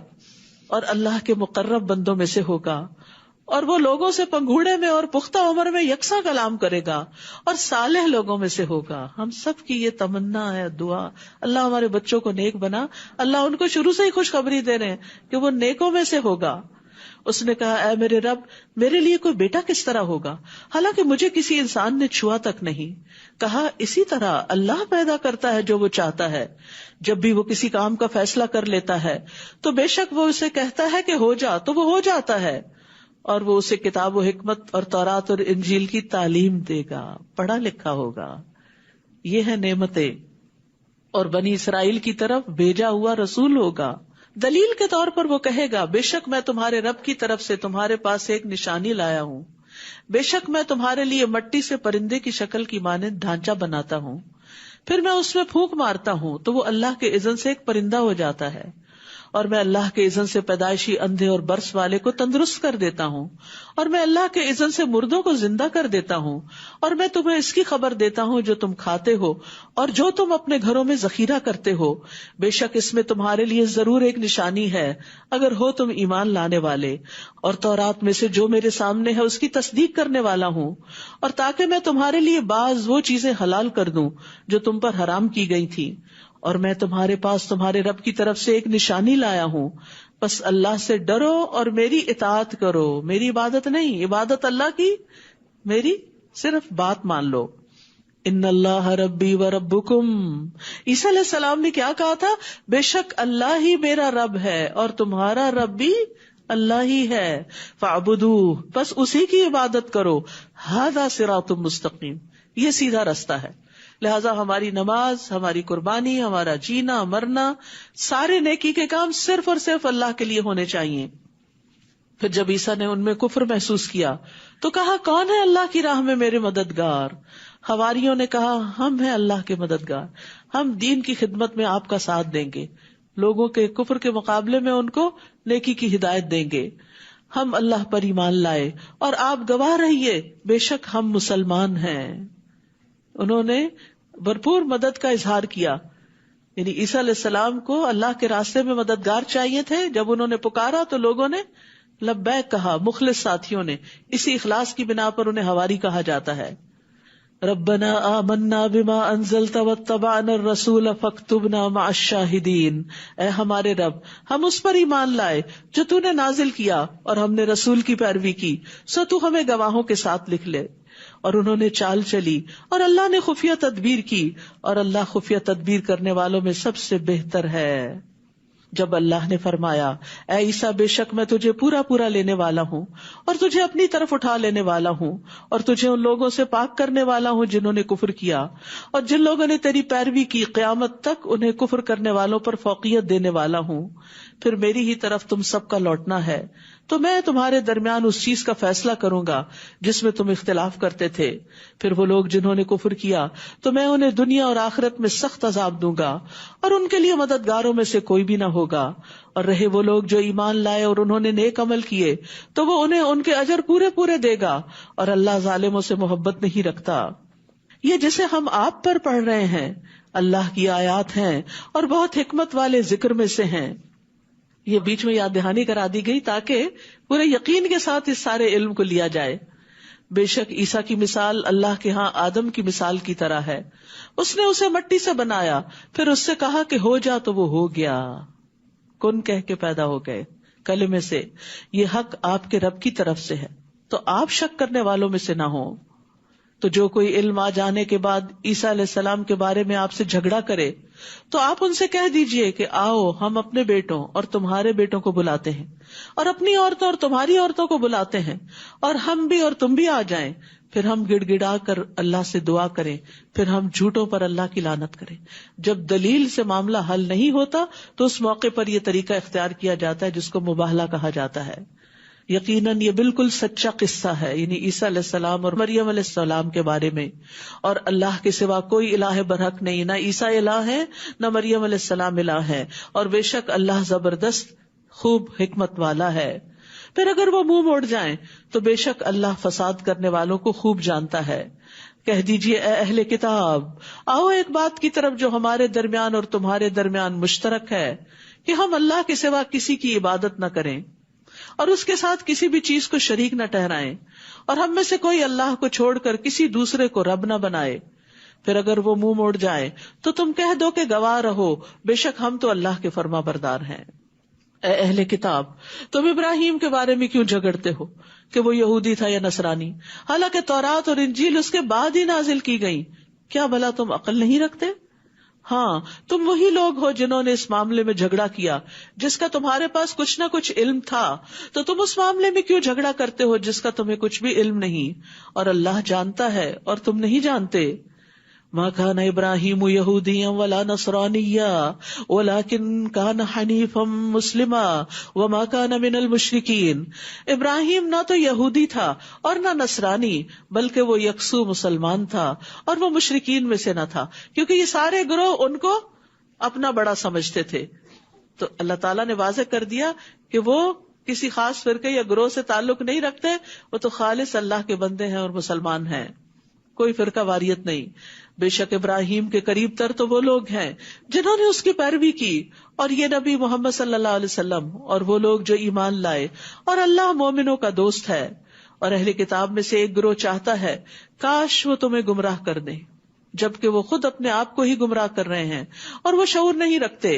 اے اہل کتاب تم کیوں اللہ کی آیات کا انکار کرتے ہو حالانکہ تم ان کی سچائی کی خود گواہی دیتے ہو؟ اے اہل کتاب تم حق کو باطل کو کیوں گڈمٹ کرتے ہو اور تم حق کو چھپا جاتے ہو حالانکہ تم اچھی طرح جانتے ہو۔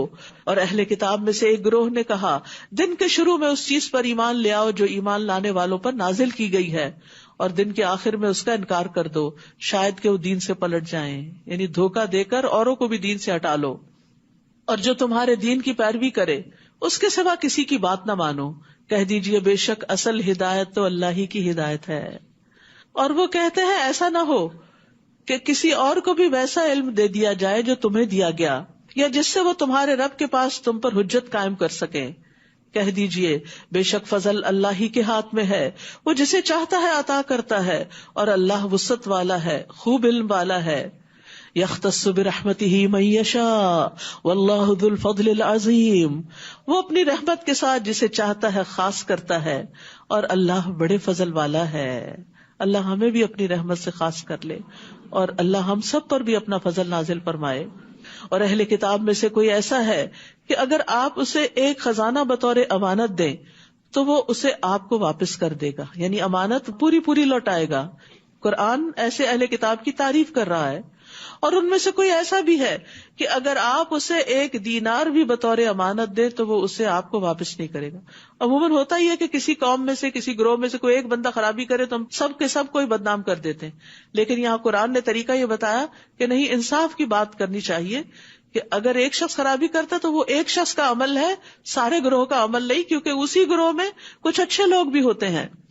اگر آپ اسے ایک دینار بھی بطور امانت دیں تو وہ آپ کو واپس نہیں کرے گا، مگر یہ کہ آپ اس کے سر پر کھڑے رہیں۔ یہ اس وجہ سے ہے کہ ان کا کہنا ہے کہ ہم سے امیوں کے بارے میں کوئی مواخذہ نہیں ہوگا، یعنی عربوں کے بارے میں ہم سے نہیں پوچھ ہوگی، ہم ان کو ان کا مال واپس کریں یا نہ کریں۔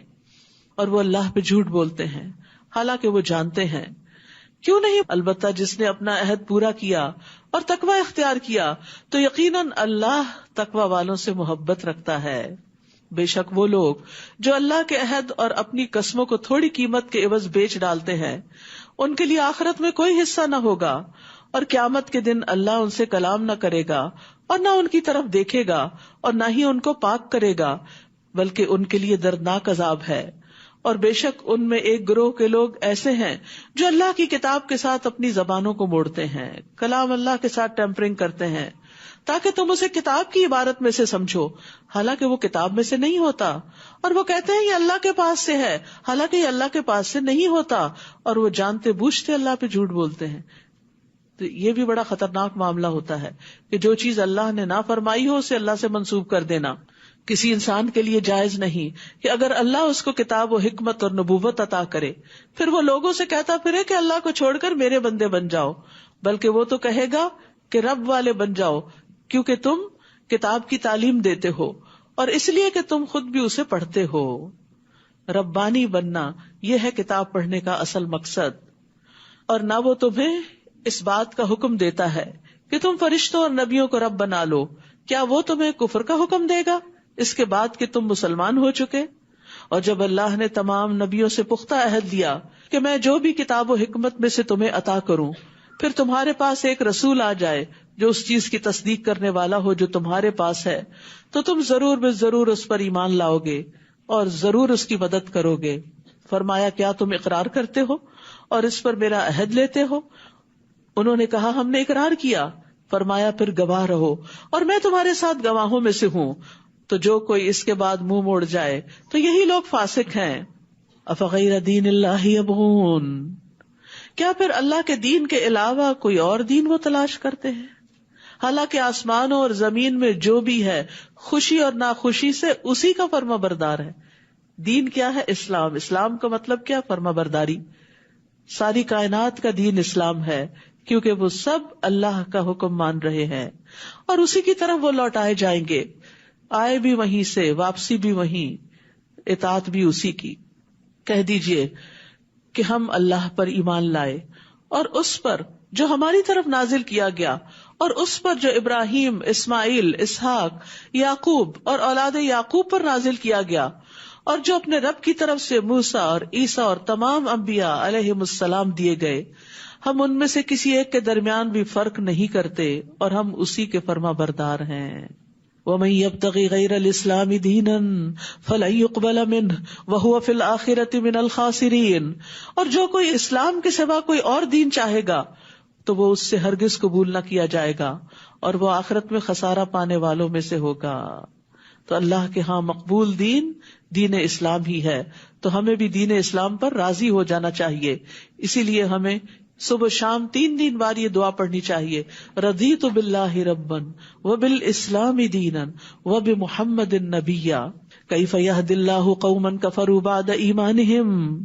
اللہ ان لوگوں کو کیوں کر ہدایت دے جو اپنے ایمان لانے کے بعد کفر کریں اور گواہی دے کہ رسول حق ہے اور ان کے پاس واضح نشانیاں بھی آ چکیں. اور اللہ ظالم لوگوں کو ہدایت نہیں دیتا، یعنی جو حق جان لیں اور پھر نہ مانے وہ ظالم ہیں. ایسے لوگوں کا بدلہ یہ ہے کہ ان پر اللہ کی اور فرشتوں کی اور سب کے سب انسانوں کی لعنت ہے. وہ اس میں ہمیشہ رہنے والے ہیں، نہ تو ان سے عذاب ہلکا کیا جائے گا اور نہ ہی وہ مہلت دیے جائیں گے، سوائے ان لوگوں کے جنہوں نے اس کے بعد توبہ کر لی اور اپنی اصلاح کر لی. یعنی اگر بھٹک گئے، مرتد ہو گئے، پھر واپس آ گئے، اصلاح کر لی، تو بے شک اللہ بہت بخشنے والا ہے، نہایت رحم کرنے والا ہے. ان الذین کفروا بعد ایمانہم ثم ازدادوا کفرا لن تقبل توبتہم واولئک ھم الضالون. بے شک وہ لوگ جنہوں نے اپنے ایمان لانے کے بعد کفر کیا پھر وہ کفر میں بڑھتے چلے گئے تو ان کی توبہ ہرگز قبول نہ کی جائے گی.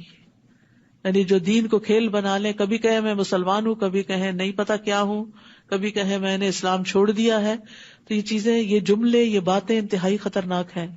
ان کے بارے میں بہت کیئرفل ہونا چاہیے، کیونکہ دین کوئی کھیل تماشا نہیں ہے کہ جب چاہے کھیل لیں اور جب دل بھر جائے اٹھا پھینکیں. یہ تو ایک سنجیدہ معاملہ ہے اور اس میں اللہ سے ڈرتے رہنا چاہیے تاکہ اللہ تعالیٰ کی ناراضگی نہ ہو اور ایسا نہ ہو کہ ہدایت کی توفیق چھن جائے. ان الذین کفروا وماتوا وهم کفار فلن يقبل من احدهم ملء الارض ذهبا ولو افتدى به اولئک لهم عذاب الیم وما لهم من ناصرین. بے شک وہ لوگ جنہوں نے کفر کیا اور وہ مر گئے اس حال میں کہ وہ کافر تھے، کفر کی حالت میں ہی مرے، تو ان میں سے کسی ایک سے بھی زمین بھر سونا قبول نہ کیا جائے گا. یعنی وہاں صدقہ قبول نہیں کیا جائے گا، اگرچہ وہ اسے فدیے میں دینا چاہے کہ میری جان چھوڑ دی جائے، یہ سارا مال و دولت لے کے مجھے چھوڑ دیا جائے. یہی لوگ ہیں جن کے لیے دردناک عذاب ہے اور ان کے لیے کوئی بھی مددگار نہ ہوگا. آج دنیا میں اگر کوئی ذرے برابر بھی کوئی نیکی کرتا ہے تو وہ قبول ہو جاتی ہے، لیکن کل ملء الارض ذہبا بھی قبول نہ کیا جائے گا. انس بن مالک رضی اللہ عنہ سے روایت ہے کہ نبی صلی اللہ علیہ وسلم نے فرمایا، اللہ تعالیٰ قیامت کے دن دوزخ کا سب سے ہلکا عذاب پانے والے سے پوچھے گا، اگر تجھے روئے زمین کی ساری چیزیں مل جائیں، دنیا میں جو کچھ ہے سب مل جائے، تو کیا تم وہ فدیے میں دو گے جان چھڑانے کے لیے؟ وہ کہے گا ہاں. اللہ تعالیٰ فرمائے گا، میں نے تجھ سے اس سے آسان چیز کا مطالبہ کیا تھا جبکہ تو آدم کی پیٹھ میں تھا کہ میرے ساتھ کسی کو شریک نہ کرنا، لیکن تو میرے ساتھ شرک پر ہی مصر رہا. تو اب توبہ نہیں قبول ہو سکتی، اب فدیہ قبول نہیں ہوگا. تو یاد رکھیے دنیا میں اگر انسان کھجور کا آدھا ٹکڑا بھی صدقے میں کرتا ہے تو وہ بھی انسان کی بخشش کا ذریعہ بن سکتا ہے، لیکن مرنے کے بعد کچھ بھی فائدہ نہ دے گا. اگر کوئی کفر کی حالت میں فوت ہو جاتا ہے، شرک کی حالت میں فوت ہو جاتا ہے، اور اس کی اولاد اس کے سارے مال کو بھی اس کے لیے صدقہ کر دیتی ہے تو اس کا بھی کوئی ثواب نہیں ملے گا. تو یہ ساری چیزیں جو ہیں یہ دراصل ایمان کے ساتھ ہیں، توحید کے ساتھ ہیں، اللہ کی اطاعت کے ساتھ ہیں. اللہ تعالی ہمیں اس کی توفیق عطا فرمائے. وآخر دعوانا ان الحمد للہ رب العالمین. سبحانک اللہم وبحمدک اشہد ان لا الہ الا انت استغفرک واتوب الیک. السلام علیکم ورحمۃ اللہ وبرکاتہ.